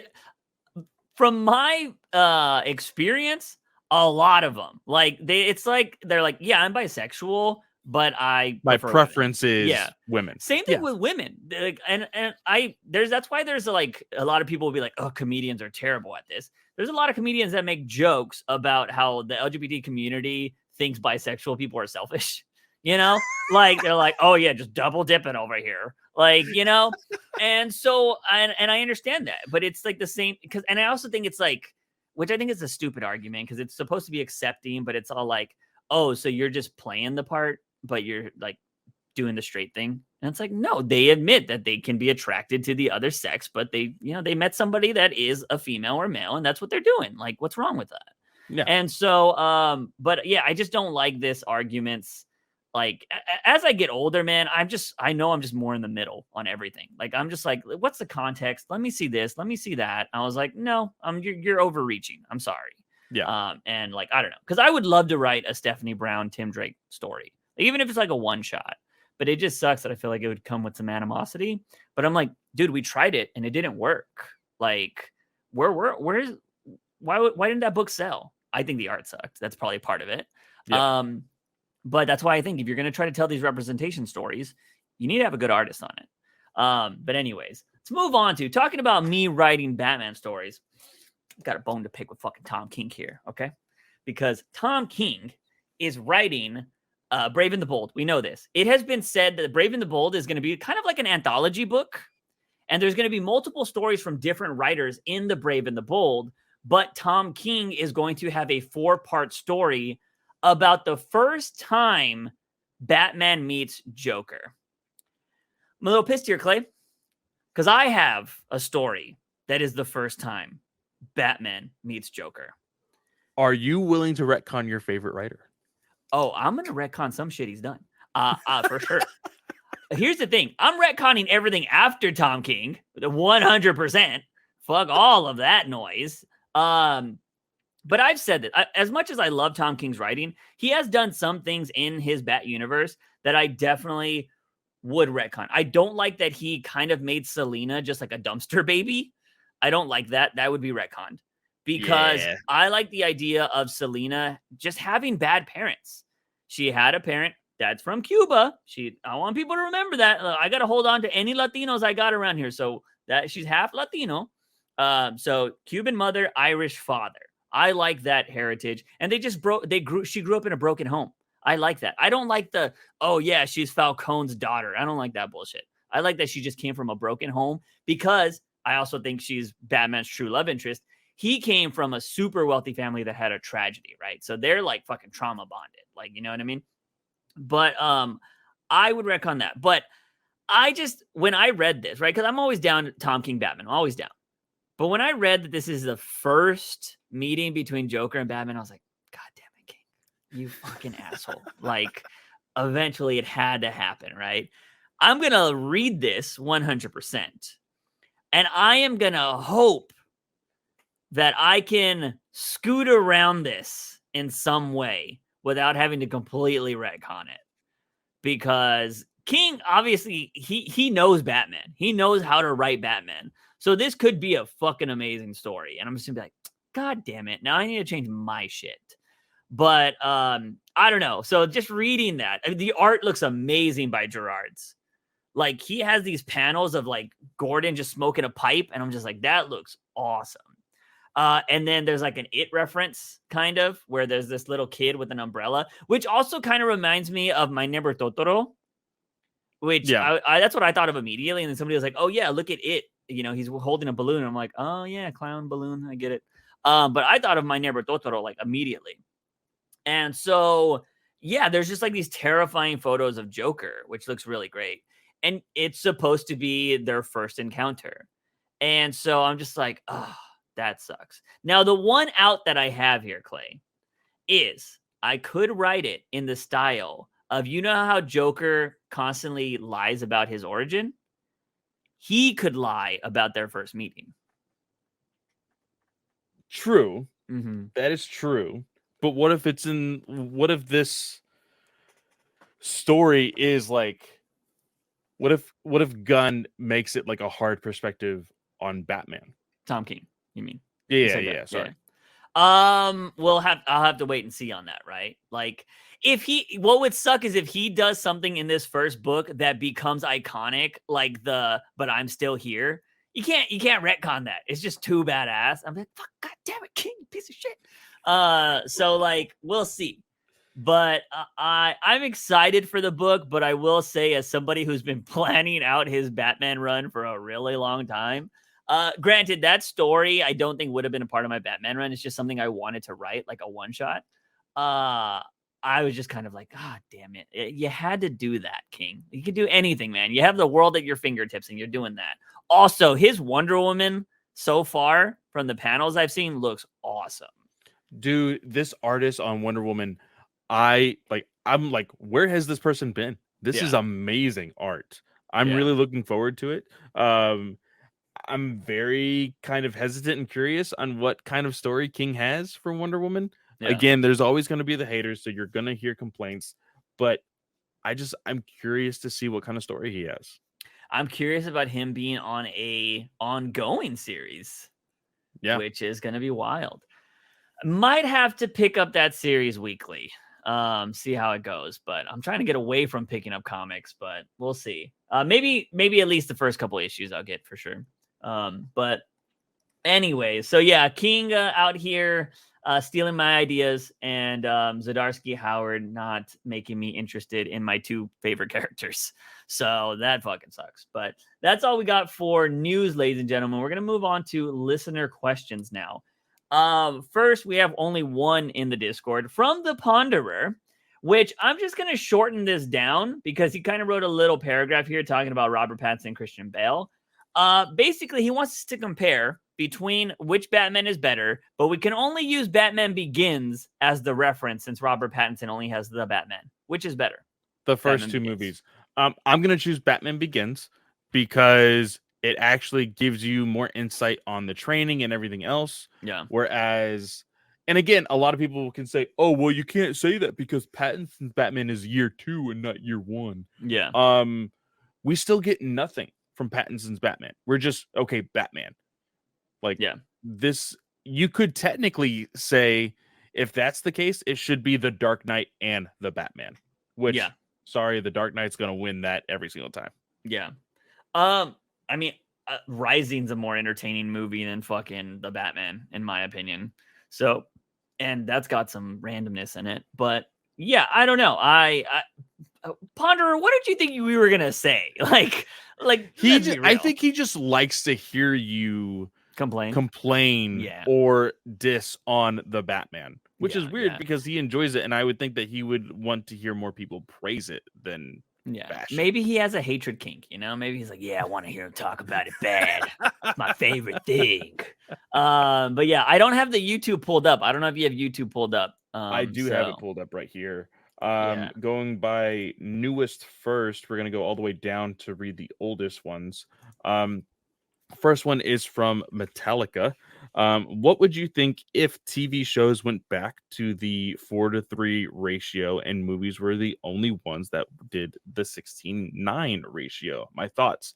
I feel it might make it easier to know what you are watching. Plus, Disney CEO Bob Iger just said that streaming is not as profitable as broadcast TV. 4.3 might reduce the production cost because they will have to decorate up and down instead of left to right. In 4:3, you see less of the background, so shots would cost less to decorate. What do you think?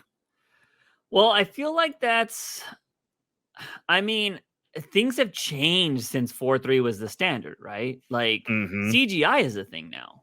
And like CGI, you can film anything you want. And you don't need to go out to you don't need to build amazing sets because like it's like all gonna be digital. So I don't agree with that necessarily. I hated watching Snyder's movie with the black bars on the side. I fucking hated it. So just Metallica even commented on his own comment and says, also, if you don't remember what 4-3 looks like, the Snyder Cut was 4-3. And he goes, wait, now that I think about it, the Snyder Cut was not cheap at all. Yeah, but that's just because he did too much. Like fucking, he's notorious for going over budget. I hate 4-3. Well, here's the thing. 4-3 is nostalgic to me because that's what we grew up on. It was the tube TVs, it was the square TVs. And, that's why, like, if you ever watch like Friends or something like that, the sides are cut off. There's like little black bars because they can't just make up extra. Yeah, shit. they can't stretch it. Yeah. You can stretch it, but you're going to be missing a lot of stuff. Like, fucking, you're going to have half of Ross's face. And you're like, what the fuck? Like, what? This is a weird zoom in. But like, no, 4-3, it's a thing of the past. Every TV is made for 16:9. Yeah. So, like, why would you want to go back? And that's why I was so just annoyed by Snyder's thing. It's like, we shot it in IMAX. I'm like, bitch, I don't have an IMAX TV. well, that's not going to be a good viewing experience at home. But like, I don't know. So I would absolutely hate that. I don't think it would change costs, to be honest. I don't think that would really matter because you got to imagine you're just not building wide, you're building up. So it's like, oh, we got to go fucking higher. Like what? That isn't why. So no, I don't, because right now, because they could build low sets, like, you're gonna still be using the same shit. I think that the technology that they use now, the volume, very famously used by Disney. They used it with Black Adam a whole lot. I think that is minute whenever you go back to 4-3. I think it kind of ruins it. Just because the volume is kind of fixed. It does work with like smaller sets. Which does help with the 16:9. Yeah. So I would something should stay in the past is what I'll say. You know what I mean? This is totally off topic, but I was gonna make a comment about like CDs, right? CDs don't need to come back. CDs are gone. We don't need that ever again. But I saw a thing that like apparently vinyl records are fucking huge. I was just about to say. The sale of vinyl records has skyrocketed in the last 3 years for some reason. And you going on your little Mondo rant the other day even showed that you have some. Abby is so determined for us to get a record player. Yeah. She wants to buy records. And it's so weird that we don't progressively She wants to buy Taylor Swift records, huh? Yes, she does. It's so wild to me that we don't progressively go backwards instead of like going straight back to records. Like we don't go back to CDs, then back to tapes, and then records. No, we just make a full jump back to records. It's wild. I think it was a nostalgia thing, right? Like there's always a nostalgia thing that happens, but vinyl records, people have always said, have a clearer quality.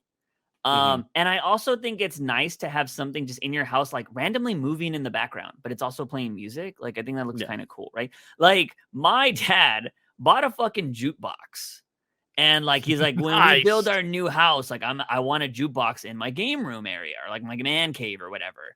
And so he bought like, it's like one of those ones you see at Sam's Club or whatever, right? Yeah. Like it has all the colors on it and everything. And it looks awesome. It's been in a box for years, but like, it looks awesome. And so, I don't know if it's all digital. Like, I don't know if I was like, Dad, you gotta put CDs in that bitch. Like, like that would suck. It might be all digital to make things like interesting. And maybe it just has like the flipping motion. I don't know. We didn't open it. So I don't know. It just looks cool. Man, that just brings me back to the days of like going to Pizza Hut and going to the jukebox. And if you put on a shitty song, everybody's like, boo, boo, this song sucks. Like, that was some wild shit back in the day. But vinyl records. The cool thing about vinyl records though is like the art that you can put on there's so much more space to make something really cool and collectible. That's why I have all those Batman collectible ones, is because they make them look awesome. But anyways, something should stay in the past, but if it's cool enough, it'll make a comeback. I don't think aspect ratio is something people are fucking like, oh my God, I wish we could clamoring for. Yeah, for sure. So anyways, but next up we got Eduardo de la Cruz. All right, you guys are really trying, and you're still, I'm going to say, failing with this whole Condiment King thing. Okay, Condiment King versus Aunt May. Now, this is the first thing I thought. Okay, I'm like, which Aunt May? Hot Aunt May? Because I would lose to Hot Aunt May. I'd be like, yeah, you win. Like, so, like, you know, fucking Tom Holland Aunt May winning 100%. The second Aunt May is also a badass female. Like, she's been in some crazy movies. Like, she's dope. I forget what her name is. Isn't that Forrest Gump's mom? Yes. Yeah. I forget her actress's name. Mrs. Sally Fields. Yeah. She was fucking in with Sally Fields. Miss Doubtfire. That's Sally Fields? That's young Sally Fields. Yeah. Holy shit. I didn't remember that. I remember I was like, oh, that's Forrest Gump's mom. You ain't fucking with Forrest Gump's mom. So, like, sorry, Condiment King. And then you have Aunt May. And, like, you have old Aunt May from the Tobey Maguire ones. And I was like, I had to, like, fucking unlock a memory. I was like, pretty sure Aunt May fucks up Doc Ock. Yeah, and I went her purse or her umbrella. Cane. Yeah. It was the cane. Yeah. Fucks up his glasses and hits him on the side of the head. Yeah, and I was all like, I went back and I saw the scene. And I'm like, oh yeah, she's fucking up Condiment King. And so Aunt May, no matter which one you pick, wins. I think Clay even said she stands up to people in the comics. Yeah, she stand up to Kingpin. She stand up to Mr. Negative, to Green Goblin. Like, she ain't no bitch. She is going to stand up for what she believes in.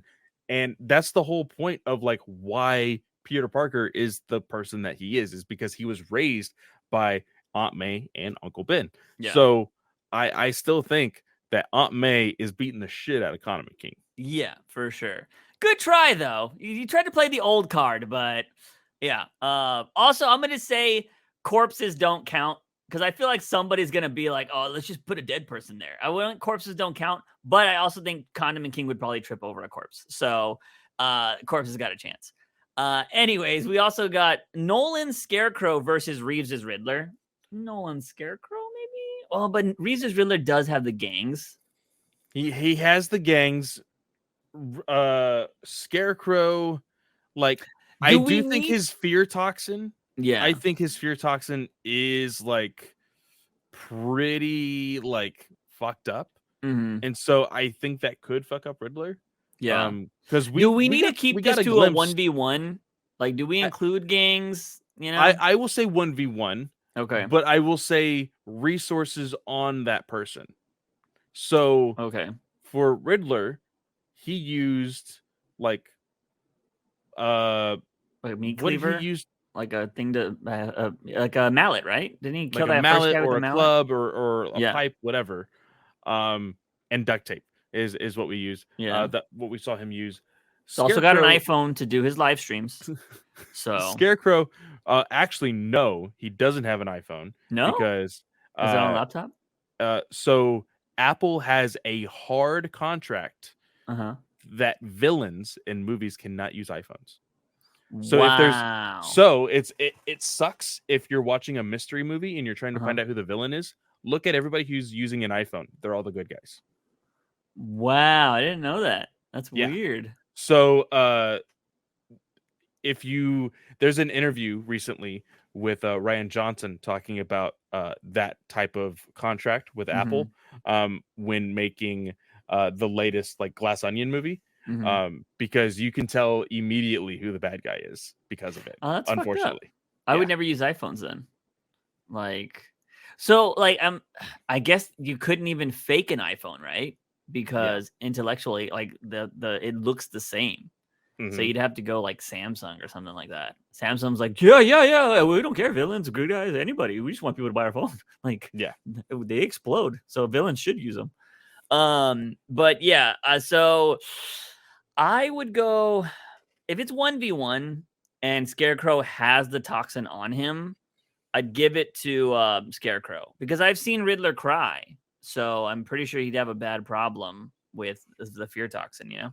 Yeah. And then the last one, we got another Overwatch one. Harley Quinn versus Tracer. Tracer can go back in time 3 seconds.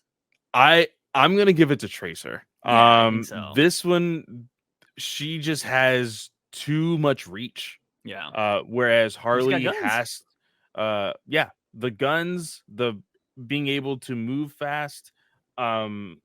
And I just think that Harley would have to get too close. Yeah. And she has martial arts, she has the mallet, and she has guns. But I think Tracer is just going to be too fast. Yeah, and Tracer then has a bomb. Like, she has a mine that she can throw onto Harley. Yeah. So, yeah, definitely Tracer's going to win that one, in my opinion. Nathan's next up. Would you take the chance to be in a DC show, even if it was abysmal, like, for example, Gotham Knights show? I think I would, even though it's so bad. Because I just saw this thing from that prop master guy. He actually had, I don't know if you've seen this clip, Clay, but there's this guy, they're shooting an extras movie, or they're shooting a movie, and it's like all these extras, right? And it's this guy, and he has like very 80s type of hair, and he's wearing like a Letterman jacket and jeans, and they're like, I guess they're cheering on the football team or something, right? And they're focusing on this guy. He's right in the middle of the thing, and he's like jumping. He's like, yeah, go win the touchdown. And then he stops, and he looks at the camera, and he does a thumbs up, and he winks. And like everybody's like, what the fuck is that extra doing? So this prop master was talking about, they're like, hey, if you're ever an extra in a movie, there's plenty of people that try to do this, but the assistant director has the right to remove you if you're being a little too extra. So if you're an extra, don't be extra. And like, that's kind of what they're doing. But this guy, you can tell, was trying to get onto the movie because he's like, yeah. And I read the comments, and apparently there are people that live for doing this. Like there was this one guy who wears the same outfit in every movie that he's an extra in, and he's like known as Suspender Guy. And he was trying to get into every shot he could as an extra, and the director was like, hey, get the fuck out of here. Like, you're trying to be you're too noticeable or whatever. And he's like, well, then why am I even here? And he like walked off set or some shit like that. I'm just like, bruh, what? So like, yeah, I just think it's very interesting, but that's a story to tell, you know? Like, oh yeah, I was an extra on that shitty show. Like, you can still say it's shitty, but I'd be down. I mean, it's one of my goals to be an extra on something. Like, you know, I just be like, oh, look, I die right here. Massive explosion. Yeah. I would love to be the director, the cameo in Shazam. You know what I mean? Like, that shit was awesome. I would love that. By a monster. Yeah, I would love to die in a movie, right? Like, I'm going to die eventually, but I'm like, oh, let me see me die a cool way. Like, because, you know, there's no telling how I'm going to die in real life. So, like, let me, explosion, get hit by a meteor or something like that. I'm just like, I would need to be like the shocked death. Don't be like, all right, we need you to act scared. I'm like, no, dude, it's going to be cringe if I have to act scared. You know, like, it's going to be terrible. Like, just let me be like, I'm just walking and you departed me. You know, like, I'm just getting out of the elevator, boom, dead. Like, that's what I want. Like, I just want like shock. So I think that'd be kind of cool. Because it's like, oh yeah, we just need you to fall forward. I'm like, got it. So yeah. But Gotham Knights, because I would just be trying to warn Robin. I'd be like, "Yay, get away from Batman! It's fucking creepy." You know, the way she was talking. We got Clay up next. I got a part 2 to my question from a few weeks back. Which of these would be the most controversial? A black actor portraying Batman in the DCU Brave and the Bold, a Robin / main character coming out as non-binary, Batman bashing most of his ideas, or basing most of his ideas on the Bible from now on. Okay, so interesting. For one, you have basically Azrael as the last one. So yeah, true. Not so controversial. Mm-hmm. Of course, it's hidden behind a whole lot of supernatural stuff within the DC universe. So but still, it's there. But people did get pissed at Batman being a quote unquote atheist in Tom King's run, which if you actually read the fucking book, he wasn't. That story is so freaking phenomenal. Yeah. So, I actually made a video on that on my old YouTube channel for people that are out here like, oh, he's an atheist now. I'm like, you didn't read the fucking story. Yeah. Because he's not. But anyways, so I wouldn't say that one would be that big of a thing. The non-binary thing is very Fox News. They would have an article on it. They would talk about it. They'd be like, oh yeah, now Batman's coming out as whatever. But I don't think he says Robin. Robin is non-binary. Oh, Robin. Yeah, they'd probably say the same. Depending on what Robin. They'd probably, because like you already have Drake is fucking gay or bisexual, so like why? I mean, that's kind of already been the chatter. And that's what I mean. Like I think that unfortunately, you make any of the Robins non-binary, yeah, nobody bats an eye. I think mm-hmm. that you would have to make a character like Batman or Catwoman non-binary, Mm-hmm. and that would cause more of an uproar. Yeah. But I'm sorry, none of these beat Black Batman. None of them. Yeah. People would be so pissed. Because look at what happened with Little Mermaid. They're still talking shit about Little Mermaid. And that casting happened, like 2 years ago, feels like. I'm going to say it. The trailer looks pretty fucking good. Oh, really? Little Mermaid. Like shit. Yeah. I haven't seen it. I can't comment. Yeah. I heard everybody just saying, what's her name's the new mommy? Ursula. Oh, freaking Melissa McCarthy? Yeah, I guess. Yeah. Hey, that's great. I haven't seen it, so I don't know. But everybody's like, "Ooh, she's like the new Lady Dimitrescu or whatever." So, which hey, I'm down. Melissa McCarthy's awesome. So, yeah, I think if you have a Black Batman, people fucking go in an uproar. Do you think, low key, that's the one thing DC would block?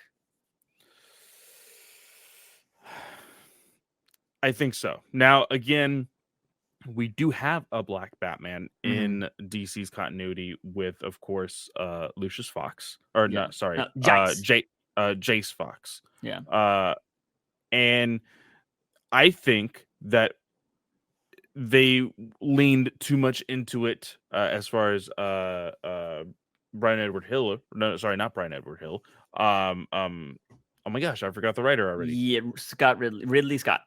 Right? Yeah. No, Ridley. No. It's not Ridley Scott. That's the director. Ridley. John Ridley. John Ridley. There you go. Ridley leaned a little too much into it, with also making him biracial, Asian biracial. Yeah. Like you already had him as a Black character being Batman. I think that was good. Yeah. But like, I'm not saying that there are not Black Asians in the world. Asians, which is one of the best fucking combinations. I think it is too. But for the fact that like you just throw it in there, 14 or 15 issues later, that just was like, yeah. Granted, and it's still relatively new to the character. Yeah. Like in retrospect of like 900 issues of Batman or 1,000 issues of Action Comics, it's still relatively early in a character's like upbringing. I understand that long-term storytelling, but they should have hinted at that. I feel like they haven't done enough with his character, and I also don't like that his character is coming at the expense of Lucius Fox, because they are destroying Lucius Fox, and I hate that, because Lucius Fox has always been a great character. He's always been a role model in the Bat family.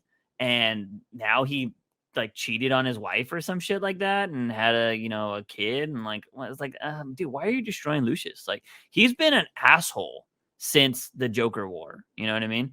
And even maybe a little bit before that. I don't really know, but I just don't like what they've done to Lucius. And also the thing about the Black Batman is they're doing exactly what Zdarsky is doing. And they're like, oh, let's just put him in a different setting and tell the exact same fucking story we've always told. And it's just like, dude, like, it's so boring. He should have been essentially Batman in Gotham Central. Just add him to the Gotham Central storylines with that Batman, but in New York. Would have been awesome. So I don't know. But yeah, I don't think anything would cause as much of an uproar as Black Batman. So I'd have to go with that. Then we got Mckay. What would happen if the Flash and Batman switched cities/costumes for a week? Sounds like a win-win when you consider their strengths. Okay, the costumes part is weird. Like, why would they switch costumes? Like, do they need to pretend to be each other? Because Batman can't run fast. Like, he's not going to be the Flash. So the costumes part is weird. Yeah, I mean, you would have to say, what if they like switch bodies for a week? But that would be the same thing, though. Like, if they switch bodies. I don't think Bruce would leave Gotham. Like, he's like, now I'm just a Flash. Okay. You know what I mean? So like, well, but that's the thing though. Like you couldn't, I think that he would understand that he can't be Flash in Gotham. because the villains wouldn't take him seriously. So he would have to be his Batman inside the Flash's body and kind of shake things up in Central City. Whereas, like, he would call Flash in Batman's body and be like, hey, don't be dumb. Don't be yourself. You need to be me for a week. Oh, and Nightwing's going to come visit you to show you how to be me for a week.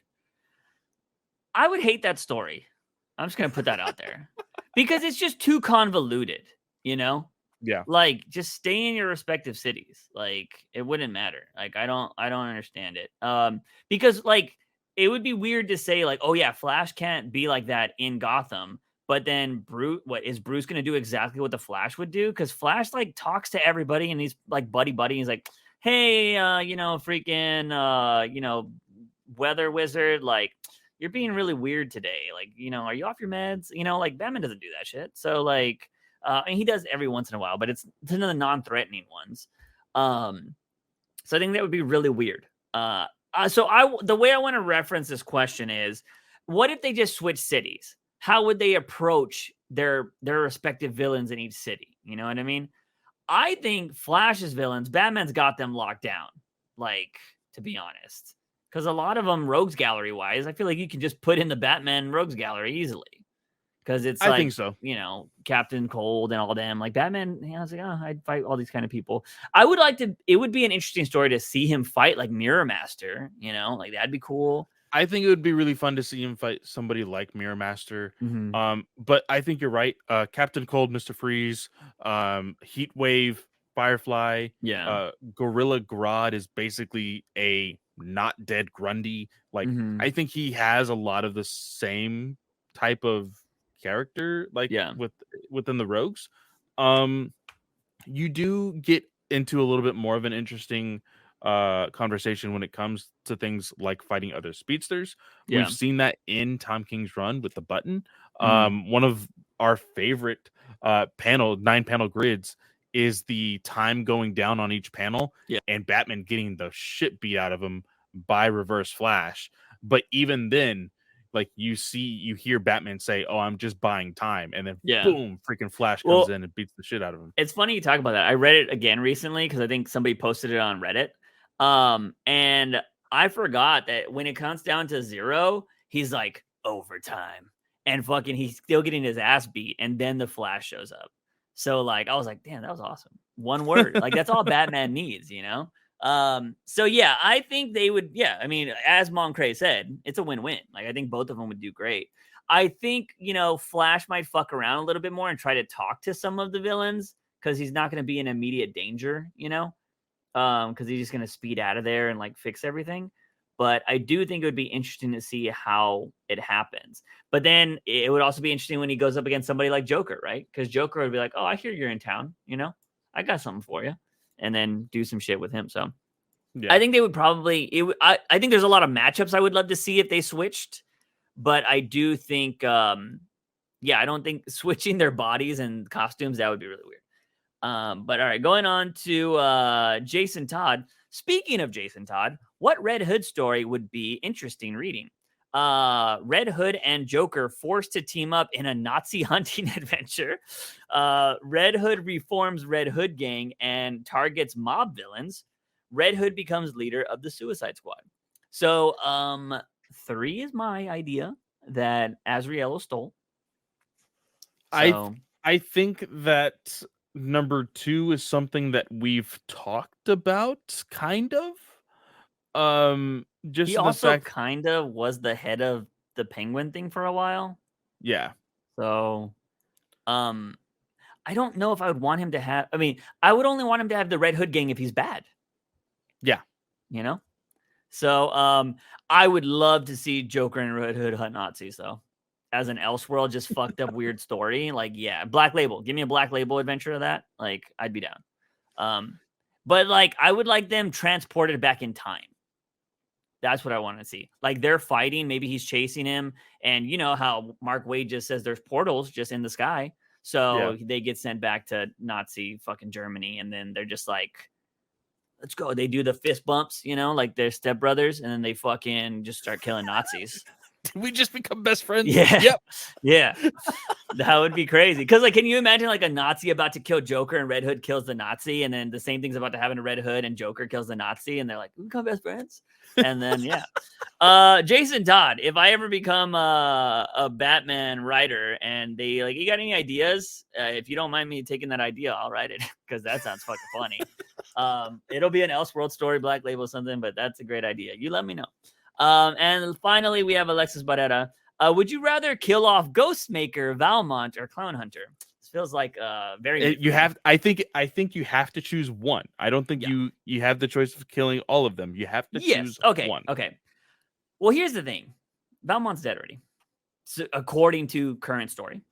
So that I don't really need to think about that one because I've seen it. Did he die the way I wanted him to? No, I would have rather a more vicious death. But out of all of these, I wish I could say more, but I can't.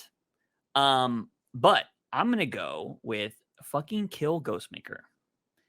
I'm going to say Ghostmaker. Clearly because I know that he is like the head of Batman Incorporated right now. The lead in Batman Incorporated, should I say. I think that they thrusted all of this like quote unquote importance onto this character just to push, hey, this character, he is, badass because he is Batman's best friend, and you just need to love him because of that. Okay, here he is going to be thrust into all these books, and I don't see the appeal to this character. No, I just don't see it. He's just a ninja, and I think they're trying to bank off of that. They're just like, oh yeah, let's give him a cool robot ninja type stuff, and I'm like, dude, like. He looks really shitty. I think a cooler looking ninja that's like cybernetic is the one from Metal Gear. Fucking that ninja's badass, exoskeleton and everything. Like, give me a ninja like that, or like Genji, right? Like Genji looks fucking amazing in Overwatch, but fucking this guy is weak. I would go Ghostmaker for pure annoyance because I have always hated him. I thought Clownmaker should die. He should have been a story element. And then Valmont was just a wish version of Ghostmaker. So it's just like, I would go Ghostmaker 100%. If I could only pick one, I would go Ghostmaker. Although, if Valmont was still alive, if you were telling me this question before Valmont died, I probably would pick Valmont because I was hating the story that was going on. So I would have loved to seen him die before anything else happened. So yeah, that's what I would go with. But that is it for viewer questions, ladies and gentlemen. Keep trying with the Condiment Kings and all that jazz, but ain't happening. Anyways, moving on to comics. Now, what did you read this week, Clay? Because I might have not read one of the books. Okay, let me actually see what we have. Because I know this week is Gotham Year One, I think. That Year One, I think. Yes, I definitely read that one. We talked about it very, very. I didn't read it. I skimmed Graduation Day because it has Batman in it, but we haven't been covering it. That's right. That's right. Yeah. All I want to say is DC making their own Power Rangers. It's exactly. 100%. Yeah. The Blue Beetles. Because, like, at the end of this, ladies and gentlemen, through these, it's only issue 5. And so the first beetle we saw was the yellow beetle that showed up, and Blue Beetle was like, what the fuck? And they started fighting. Then a green beetle showed up. And at the end of this issue, like, Batman's all like, go get them. Something crazy is about to fucking happen. And all these people try to go fight Blue Beetle. Blue Beetle goes Super Blue Beetle.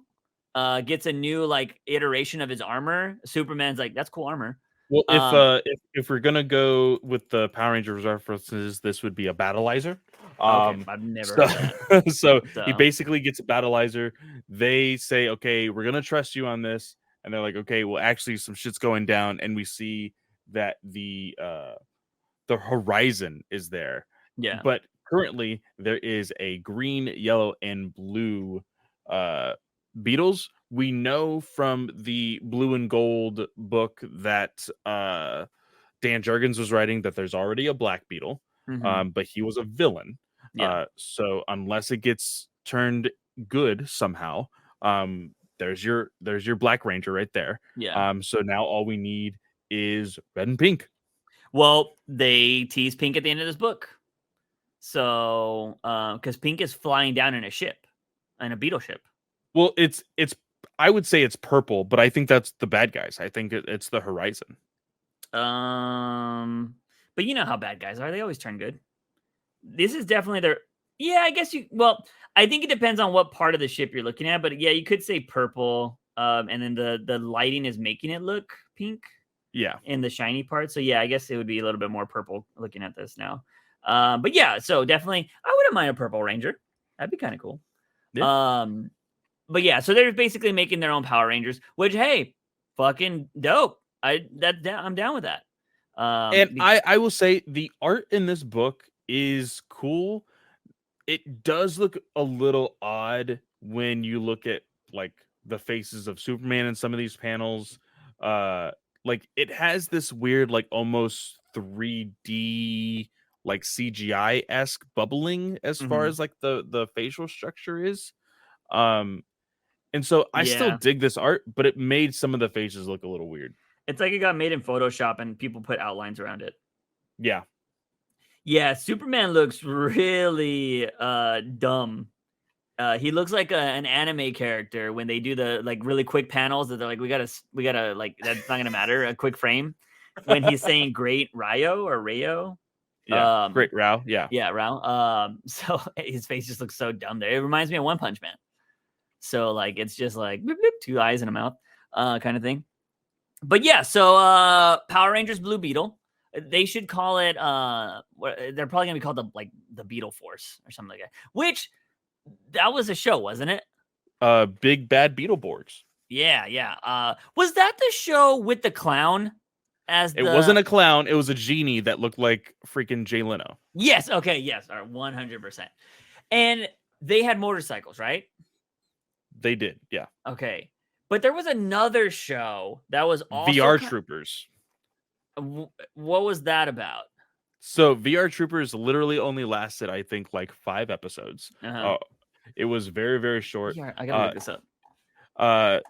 Jason David Frank was supposed to be the lead. He was actually on the pilot. But then Saban noticed how much he was loved in Power Rangers. And so they made him the Green Ranger full time, which is really wild. VR Troopers did not last that very long, but it still has a video game on Sega. Yeah, this is wild because like I remember this. Like I watched it as a kid, and you're telling me there's only 5 episodes? I might be over exaggerating on the amount of episodes, but it did not last more than 1 season. I think I might have had some of these toys. I remember VR Troopers. Like it's stupid movies like these that I wish, or shows I wish they would make movies about. Like just bring them back. That's the thing. So the genre is tokusatsu, and of course series Super Sentai for the Power Ranger stuff. They still make shows like this one. Okay. Like VR Troopers, like Big Bad Beetleborgs, Power Rangers, or like I said in their version of Super Sentai. The style of which they make these, like even though like technology has advanced, they still make them like they used to, because they take the phrasing, if it's not broke, don't fix it. Yeah. Very literally when it comes to this, because people fucking love it. There's actually a movie on Netflix that has the same kind of like genre and fighting style and all that. And it's all in, I believe, Indonesian. I loved it. It was wild. The story made no sense whatsoever, but they transformed and fought, and it was awesome. I just got reminded of this because I don't know if you shared this with me as like a joke, but I got so interested in it. In that porn Power Rangers knockoff. Oh yeah, I was shared it with to be you. Like really good, like really well, like done, and then they just included porn in it. Like I was like, I wanted to watch that because people were like, "Dude, it's surprisingly good." and I never watched the actual. it. Like I never watched it. I just saw the TikTok on it. I was like, oh, this is hilarious. I need to show Juice. Yeah. Did you actually watch it? Oh no, I haven't. That's the thing. But I could react to it on my Patreon. Which I think would be fucking hilarious. I need to find that out. I need to remember what that was because I remember like the fighting looked good, right? Like it looked like a fucking show. Yeah. I gotta look that up. But yeah, that just reminded me of that. So maybe that'll be because I need to post some content on my Patreon. I haven't done it in a few days or a few weeks. But yeah, I remember all these old fucking shows. So Beetleborgs or whatever come into DC Universe, which I think is fucking cool. I think that's a good way to introduce this now when we're about to get a possible Blue Beetle trailer next week. Yeah. So I'm excited for that. I think your prediction of it being with Mario is correct. If we see that trailer on the fucking big screen with Mario, I'm gonna fucking go nuts. We'll probably see it the day before though, because Mario comes out the day before. True. So, it'll probably be all over the internet, so we'll see it before. But hopefully we do get to see it on the big screen because that might look fire. But going on from that, we're going to end with Gotham City. The next one is Dark Knights of Steel. So, Clay, I just need to ask, because I think we're going opposites here. I don't know if you like this issue, but if you did, we are definitely going opposite routes of liking this story.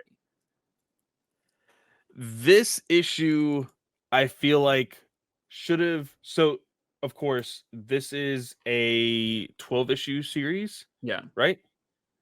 Just like the other, we've had some like tie-ins to this series, but they weren't like issue number 3 or issue number 4. They were like legit, like almost like an annual. Yeah. This needed to be the annual of this limited series. Mm-hmm. This took up time that I don't think we needed. I still enjoyed it, but for it to be a main issue on the main limited series run, I think just slows down the pacing for what happened to everything in the last issue. Yeah. For those of you that don't know, if you go back and I don't even know what episode it would be, I really did not like the last issue because they brought in the white Martians and green Martians. And I was like, that now you're introducing space shit. That is not something I wanted. And I was just like, that's fucking up. Cause like, I was like, this is Game of Thrones in the DC universe. And I wanted to see fucking Superman versus Batman, Zara versus Wonder Woman. Like I wanted to see these families turning on each other, and fucking, Tom Taylor here is like, oh, I got to bring them all together to fight a different enemy. And I'm like, well, you didn't need to do this now. We know you're going to give us a million spinoffs because it's what you always do. They could have fought this force fucking season 3. Like they didn't need to do this right now. I wanted to see some bloodshed between the families, actually some wars and stuff going on. But no, it's automatically already kumbaya because they got to fight a big force in these white Martians. And what happened, as much as I hate the fucking Joker right now because he's everywhere, they just disintegrate him to take his power. And now we have a super Martian. And I'm like, again, this is Tom Taylor doing too much, in my opinion. And this was weird because we find out that it was never the Ring that was talking, which does happen in Green Lantern lore. Yeah. But we find out that it was all a trick from the white Martians because the Ring says we can't allow so much power to be held by a man who believes inanimate objects speak to him. And the Joker's like, what? And we see the green Martian or the white Martian just tear off his arm. So he's not dead. Like they only tore off his arm with the ring, took his ring, and then threw him to the wayside. So he is now falling from like a really high height. Yeah, but it is a comic book, so you have to assume that he probably is not dead. But we do see this one white Martian with the green ring, and I think you're right. The idea of them teaming up already. Once like we don't know for sure if this is getting spinoffs because nothing has been confirmed, but we can assume because everything that Tom Taylor has written has gotten spinoffs before. So it is a little disappointing. I'm still going to say that I liked the way Taylor wrote the origin of Martian Manhunter, but I just didn't need it in this issue. Yeah, they wasted the dragon in this. Didn't do fucking jack shit. Like, it's just, I wanted to see, like, Batman. Like, you obviously, I don't think you continued your Game of Thrones thing, did you? I haven't heard you talk about it. So I don't know if you continue watching the show. I want to go back to it, but just like I stopped once Amber Lynn was born, and I just have not had time to go back and do it. But I've been itching to go back and watch it because there was recently news on the new prequel that they just did.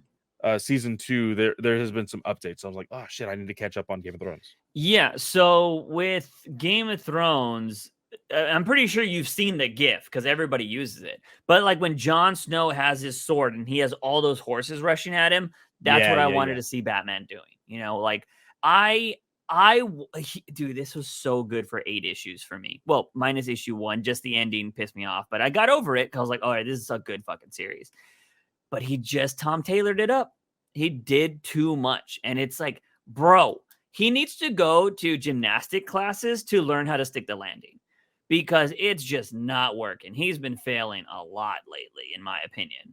And it was just too much, man. Like, I'm not interested in this story anymore because of how it's too soon to be teaming up. Like, Wonder Woman's mom just died. Zor-El's still a bitch. Like, we haven't got any of that. And we know Tom Taylor likes to just do things and never talk about him again because still waiting to see what's going on with Nightwing's sister, you know?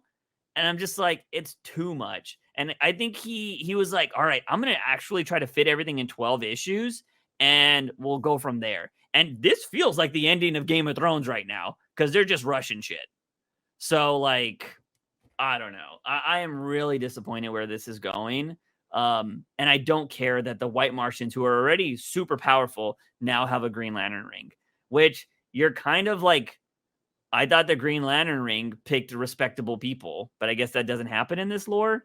So, like, I've seen people take the ring and try to use it, but I think it was Jeff Johns that showed, like, how much strength you have to have personally and willpower to even use it, because there was at one time Green Arrow Oliver put on the ring to fight Sinestro, and he tried to will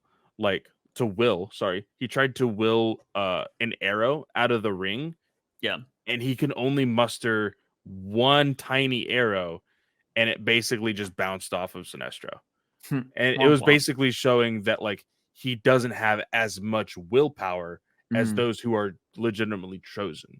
Yeah. So for this to happen, like, it can, but I would like to see if there is any type of, like, restraint against it or anything else. But then again, like, Lex Luthor, aka the Joker in this universe, was wearing it. So who knows?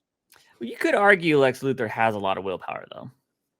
In, you know, to be a human that goes up against Superman every day, like, that's true. That's true. So, and second smartest human according to him, in a Tom Taylor series. So, I think he's up there. But let's move on to the last story, which could be a little controversial. We're gonna talk about this in Gotham City Year 1, number 6. This is the final issue. I enjoyed the story overall. I enjoyed the series overall. I thought it was really good. But there's one thing that happened in this book that a lot of people are not talking about. At least the general audience is not talking about. That me and Clay were like, I don't know how I feel about that. So let's go ahead and talk overall, but without giving away that big spoiler. What did you think of the issue overall? The issue overall, I think, was what we assumed it was going to be. It's still very well written. The revelation that we get to what really happened with the baby, with, of course, I keep forgetting her name. The Wayne Queenie? Or wait, no, the Wayne woman? Yeah. Yeah, I forget her fucking name too, because I know the the other female character in this is named Queenie. Oh my god, I forget her name. They say it at the end of the book, if I'm not mistaken. Or just say Mrs. Wayne for now. Yeah, Mrs. Wayne, and like, because the big revelation here is that she actually knew everything that was going down. Yeah, she was kind of one step ahead of everything, and she describes a scene in here that, as a parent, it was, and I think still is, one of my worst nightmares with a relatively newborn child. My baby is 6 months old, so it is still a possibility for something like this to happen. Absolutely terrifying. And just reading it, like, you get that feeling. You want to describe what that is? That it is? Yeah. So in this scene, we learn that Mrs. Wayne, like I said, was one step ahead, knew everything that Richard was doing, and she was like, okay, well, I'm just going to sneak into the place that they were hiding the baby. I'm going to take her back, and everything will be hunky-dory. I'll have my child back and everything else. Well, she got there just a little too late, because what she can only assume happened is that this baby was crying so much that it eventually vomited, which does happen with actual children. And because she was on her back, she could not get the vomit out. And so she basically drowned in her own vomit. That is something that does happen in real life. It is absolutely terrifying. And I just learned recently from a friend of mine, because she was actually telling me last night, she just had a baby a few weeks ago, and she was talking about now they don't want babies sleeping on their stomachs anymore.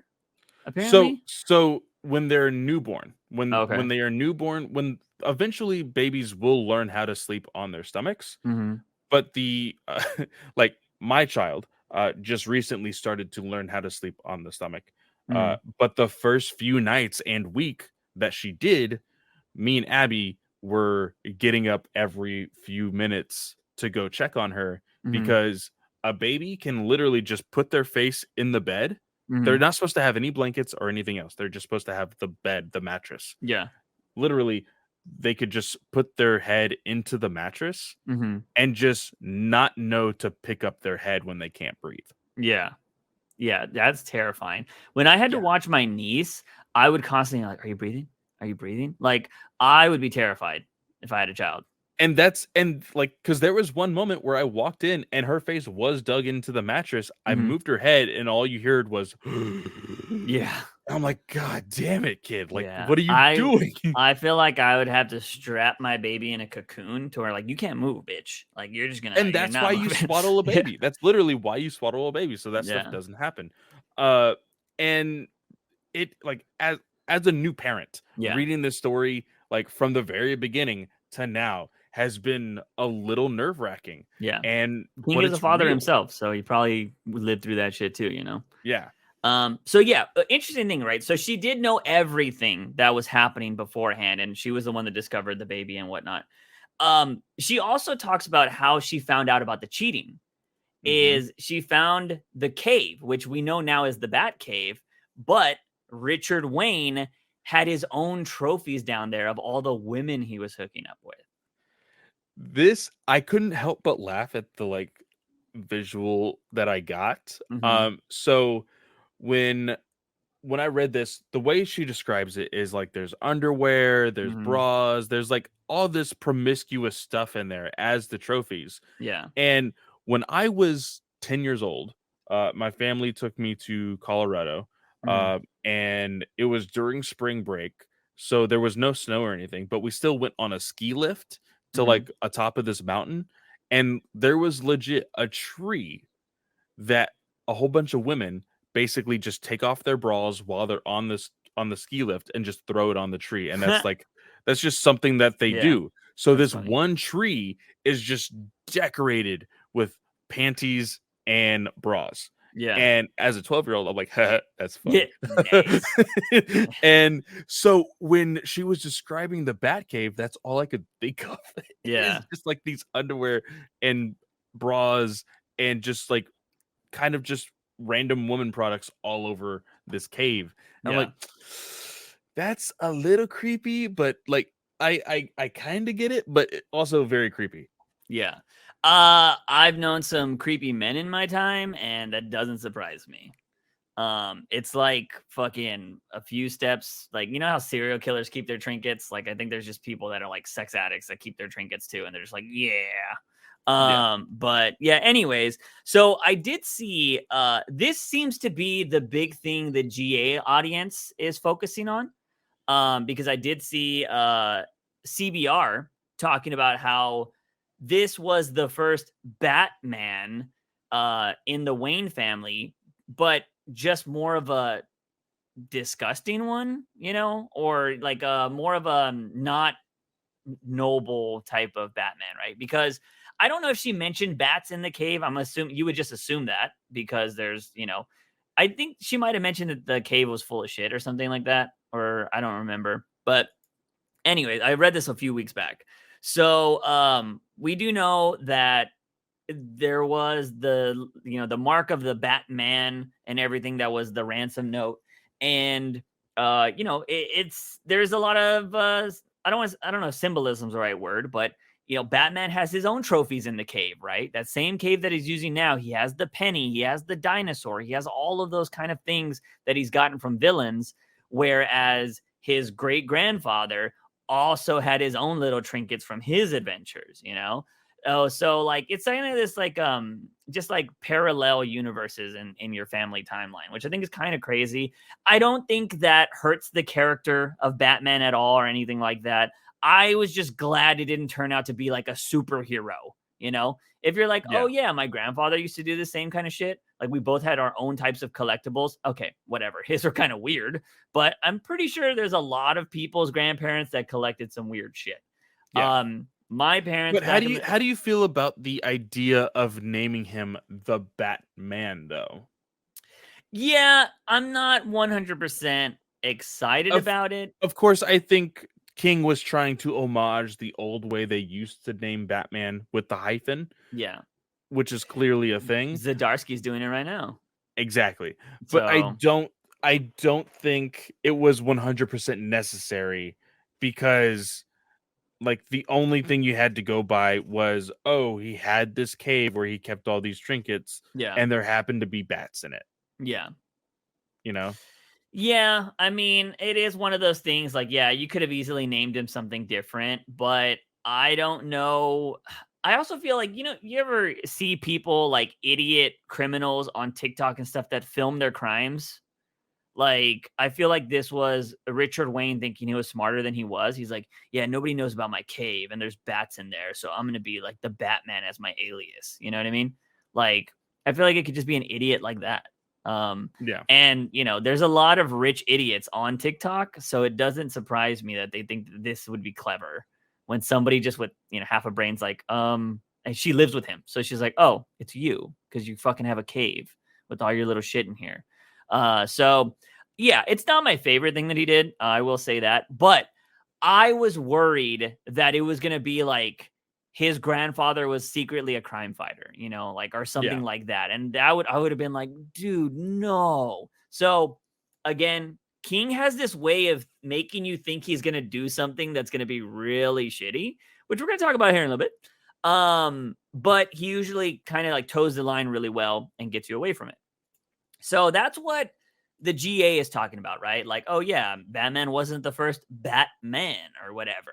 And depending on what you want to consider continuity and Rio and all this kind of stuff, there have been a million Batmans before Bruce Wayne, right? Like in other timelines and other universes and all that kind of jazz. Like Gotham by Gaslight happened way before like Bruce Wayne's Batman in modern time, you know, unless that whole universe is just decades and decades behind Bruce Wayne's universe, you know?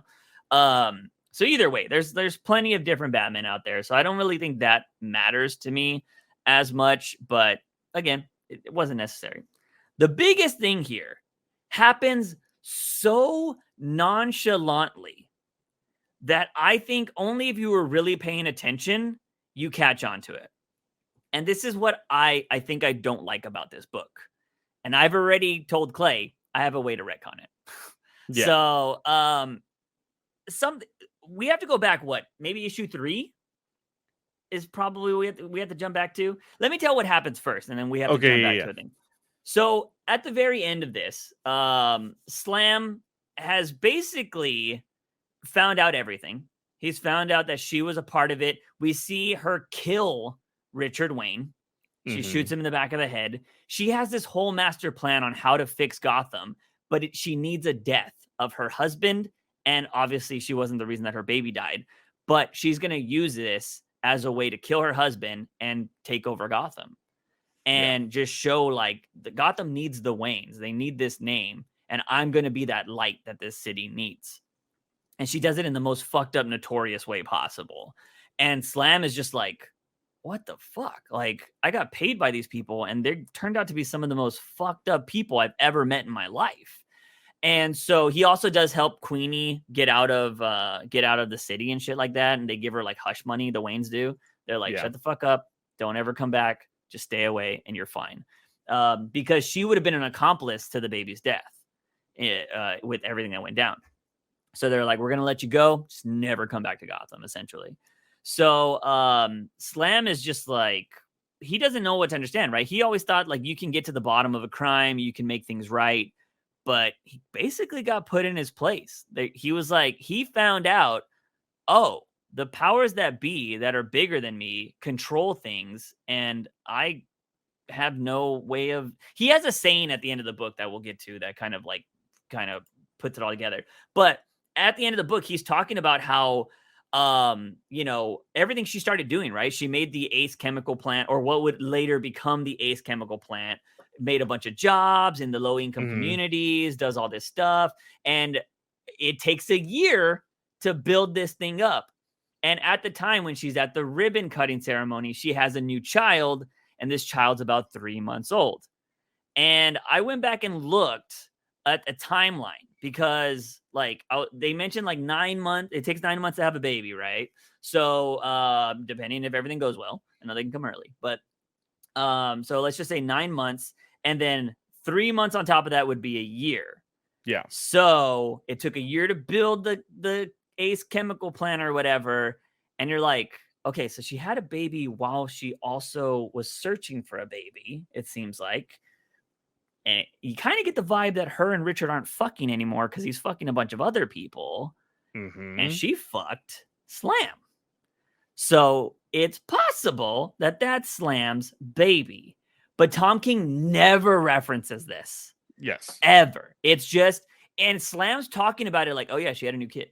And like, that was something that happened. And he specifically puts in the dates on there, 3, and you're like, that could very much be his child. Yes, 100%. Because we know that him and Wayne hooked up in like issue 3 or 4. Yep. And so I read that and I was like, Tom, no.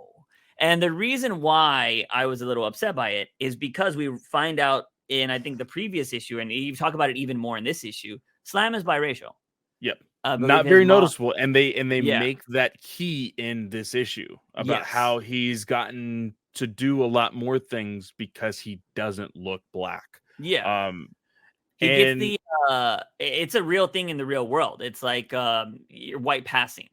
Yeah. Is what it is. And so Slam gets to live by that. Because even as you see the other detectives talk to him, they don't know he's biracial. Because they're like, oh yeah, these people of color over here and all that jazz, like they're bad people or whatever. You hear that throughout this book. And he's just kind of like, man, these guys don't fucking know, And they're like, oh yeah, you're so cool with them. Why are you so cool with them? They're fucking my people, Yeah.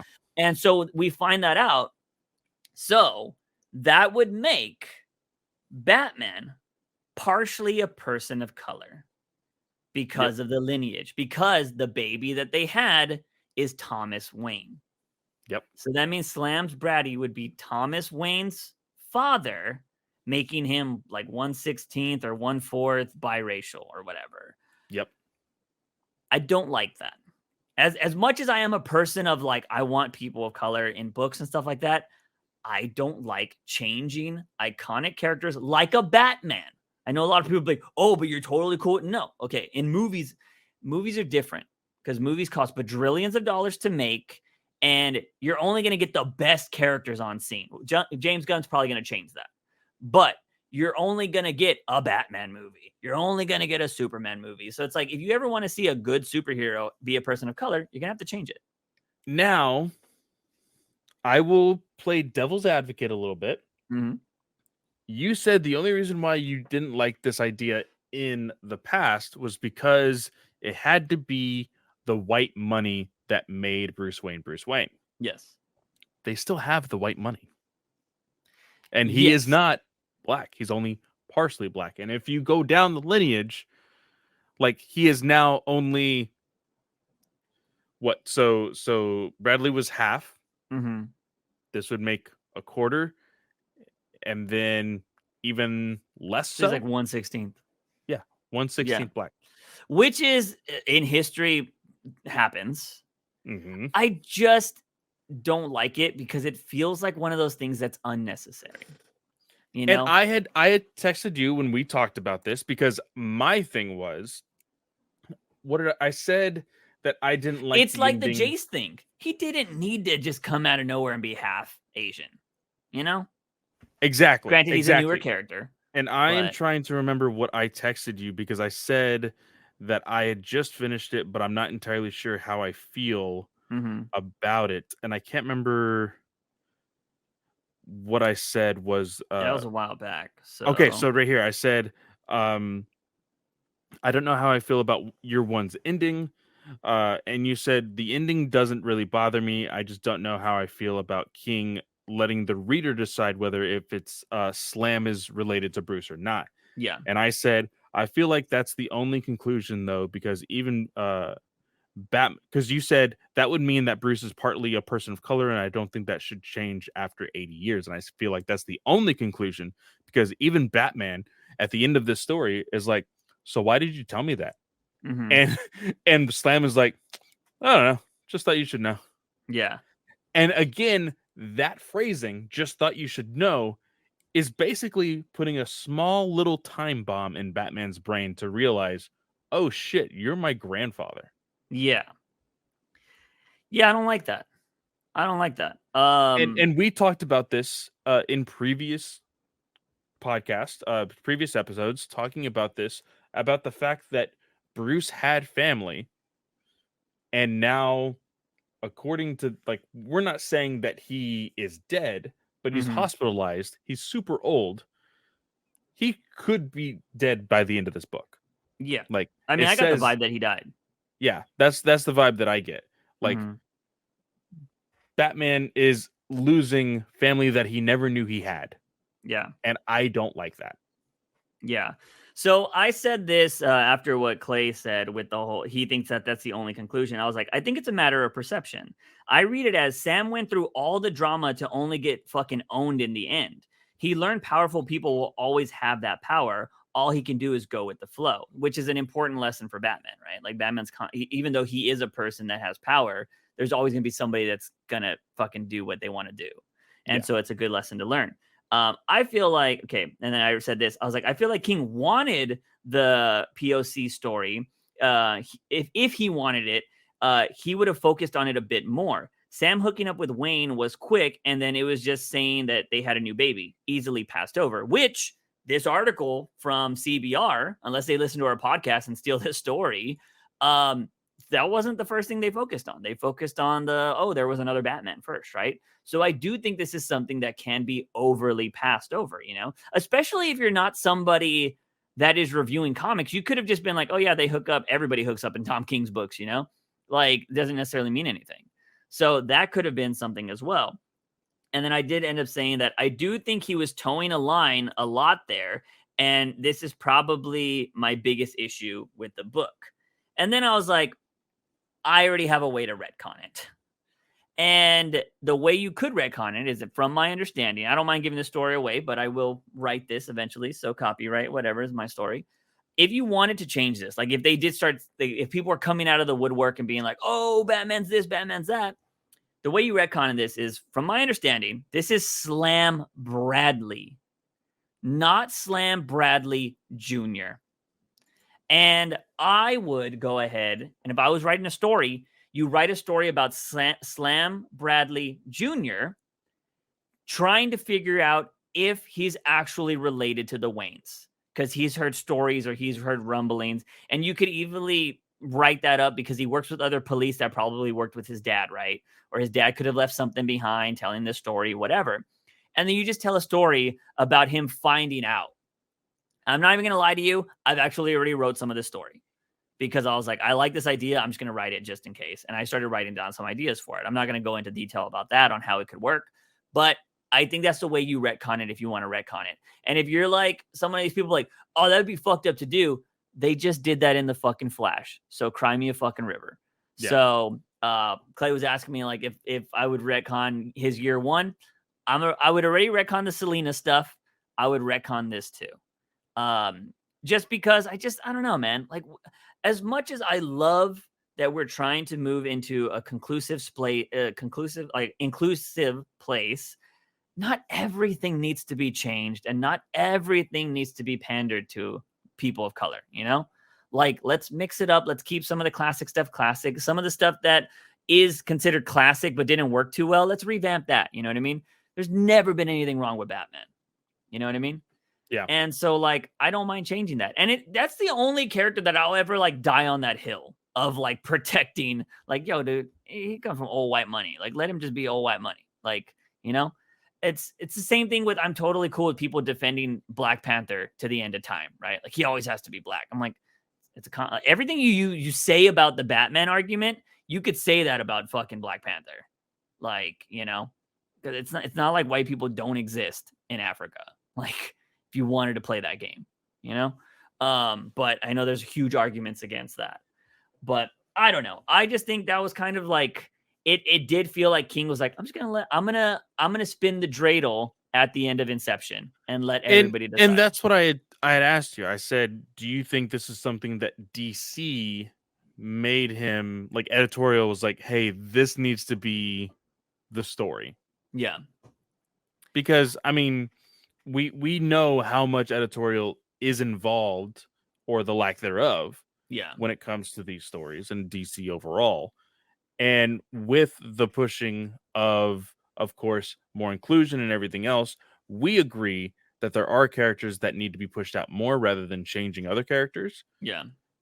But of course, I think the mindset could very much be, well, you know, how could we make Batman better for the people that want more inclusion? Oh, we can just say that Bruce Wayne has a black background. Yeah. And I just kind of feel like it comes off a bit as pandering, in my opinion. It's like, oh yeah, we just want to be like, oh yeah, this is, you know, he's part of your culture now. And it's like, no, bro. And here's the thing too. I think it's also like, why do we always default to like, it's just black culture. Like, it just always defaults to that. They're in Gotham, which is supposed to be New York. It's a melting pot, especially during that time frame that this is being made. Like, you could have had everybody. It could have been anybody. And so like, it just comes off as pandering to me.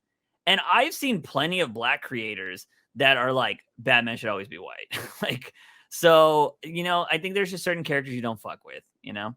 And again, like, if this is, I could see DC wanting to do that, because it does seem like they've made other decisions based on like, oh, we're trying to get a new audience, so let's kind of change things up.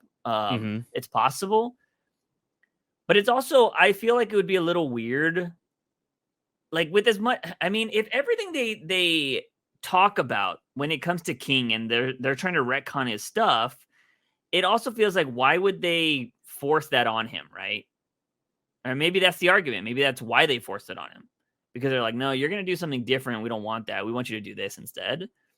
I just don't feel like that's something that was pushed by editorial, in my opinion. I think it's just something to be out there. I think King does like you to think like, could have went this way, could be that. So we'll see. I mean, you know, he's never been scared to push the line. Like, we weren't on the podcast talking about this at the time because our podcast started at 78, 79, one of those.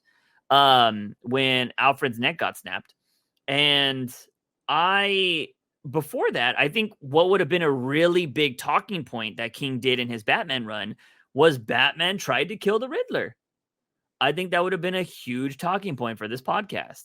But the reason why I ended up liking it is because the Joker prevented him from doing it, which made he found that funny.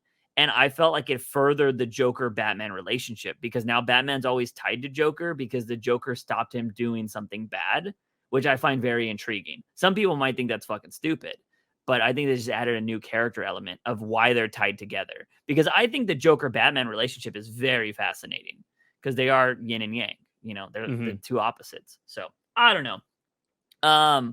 I would be curious for anybody listening to this that's reading Gotham City Year One, because a lot of people aren't reading this book, according to King and other people. I'd be curious if you picked up on that. Let us know in the comments. But other than that, I enjoyed the series overall. I think this is a great book. I already bought the trade, the hardcover. So King was all like, I'm going to be pushing the fuck out of this book. So apologies in advance. I was like, I already bought it, King. Like, don't push me anymore. I hope it's a cool cover. The art, some of the B covers for this were amazing. I really dig the noir covers that they did. I can't remember who was the artist on that one. It was like issue 4 or 5, right? That was like really good. Well, I don't think it was the recent one. Had like the classic like black and white with like the yellow title. Yeah. Those were really, really good. Trying to see if I can scroll through here. The Brave and the Bold covers are wild. I love the Batman for the Brave and the Bold one, where the Batman spelled out like part of the building, which looks really cool. But George Molina, so the guy who did the covers for Joshua Williamson's Batman, with Abyss, he did the noir covers for Gotham Year One. Yeah. Overall, thought the series was good. That was the first time that I was reading. I mean, because like Danger Street, I think we've talked about Danger Street. The first 3 issues been kind of rough to read. 4th one was way better. I think we'll be talking about Danger Street in a couple weeks, maybe. But yeah, for the most part, that was the only thing in the whole series that I was questioning. Because like I was saying, I was like, he's gonna have to explain how the lineage continues in Gotham City, you know, because like where's Thomas Wayne come from? Yeah. I like that Helena was the first child, because then that makes I'm curious on why Bruce would name her Helena. You know what I mean? Well, I'm gonna guess that his mother at one point in time talked about, like, to Thomas. Yeah. Talked about, oh, you did have a sister at one point. She died when she was a baby, blah, blah. And so that story probably has been passed down. Yeah. And so it's just a name that stuck with Bruce at one point. Yeah. I feel like Gotham City Year One, if this was built into continuity, that part would be erased. It's kind of like how, because I think a lot of stuff from Snyder's run has been erased, you know? We can't forget that he tried to change fucking Mr. Freeze's origin. That was really dumb. And I don't think people consider his retconning of Joker's origin to be the main origin. I think everybody still goes with Killing Joke. I mean, Jeff Johns thinks that. Clearly, the people that did Clayface recently, they think that. So I don't think, like, I think things from even whether you like a run so much or not, I think anything is up for being retconned. And King himself has said this. He was like, when you write a comic book, you need to understand that you're writing it for that moment in time, and then somebody's going to destroy it later on. Like, he was like, so just write what you want to write. Blows my mind that Zdarsky's doing what he's doing right now, because he's writing that story, because it sucks. And we'll be talking about it next week on the podcast. But for this podcast, ladies and gentlemen, that is it. Clay, well, I want to read this really quick from a friend of mine podcasting. Okay. Let them know that we were talking about the whole thing with possibility Bruce Wayne being 1/16 black. And a few of my friends said, could not care less about race, could not care. And then somebody said, I don't care, but I do agree with the narrative that if you do it, you lose all the aspects of white fragility. I think is the way you pronounce that. I don't know. Fragility, like the ego thing? Is that what you're trying to say? Yeah, I mean... the quality of being easily broken or damaged. Well, I mean, I don't know, because that's kind of saying that people of color can't be broken or damaged. You know what I mean? I will say, though, if you do make him partly a person of color, then it's like, oh, we're gonna just be talking. I mean, King did build in the white privilege, though, the white passing thing, so Bruce could still be living off of that. I just don't think you change it. I mean, granted, if this is what DC wanted to run with, I mean, they already gave us Black Batman. Like, it's like, you know, if you're worried about race, like, dude, we already have a Black Batman, and it ain't gonna get any different than that. You know what I mean? I just don't like. It's been 80. We're going on 90 years. What? Somebody said that would explain Batwang. Damn. Yeah, that's a good one. Yeah, I mean, if DC was gonna go this way, I could care less. You know, right now it does seem annoying because it's so fresh, and it just feels like another one of those things DC is doing to be a bit pandering, in my opinion. And I think it's unnecessary. And you know what? For anybody that thinks I'm a little biased towards King, you probably would have been like, I would have been like, oh yeah, this is the greatest thing ever. No, I'm telling you my honest opinions, which I think is pretty consistent. I think I've been very consistent on the pandering shit when it comes to comics. Like, build it into a really good story that makes sense.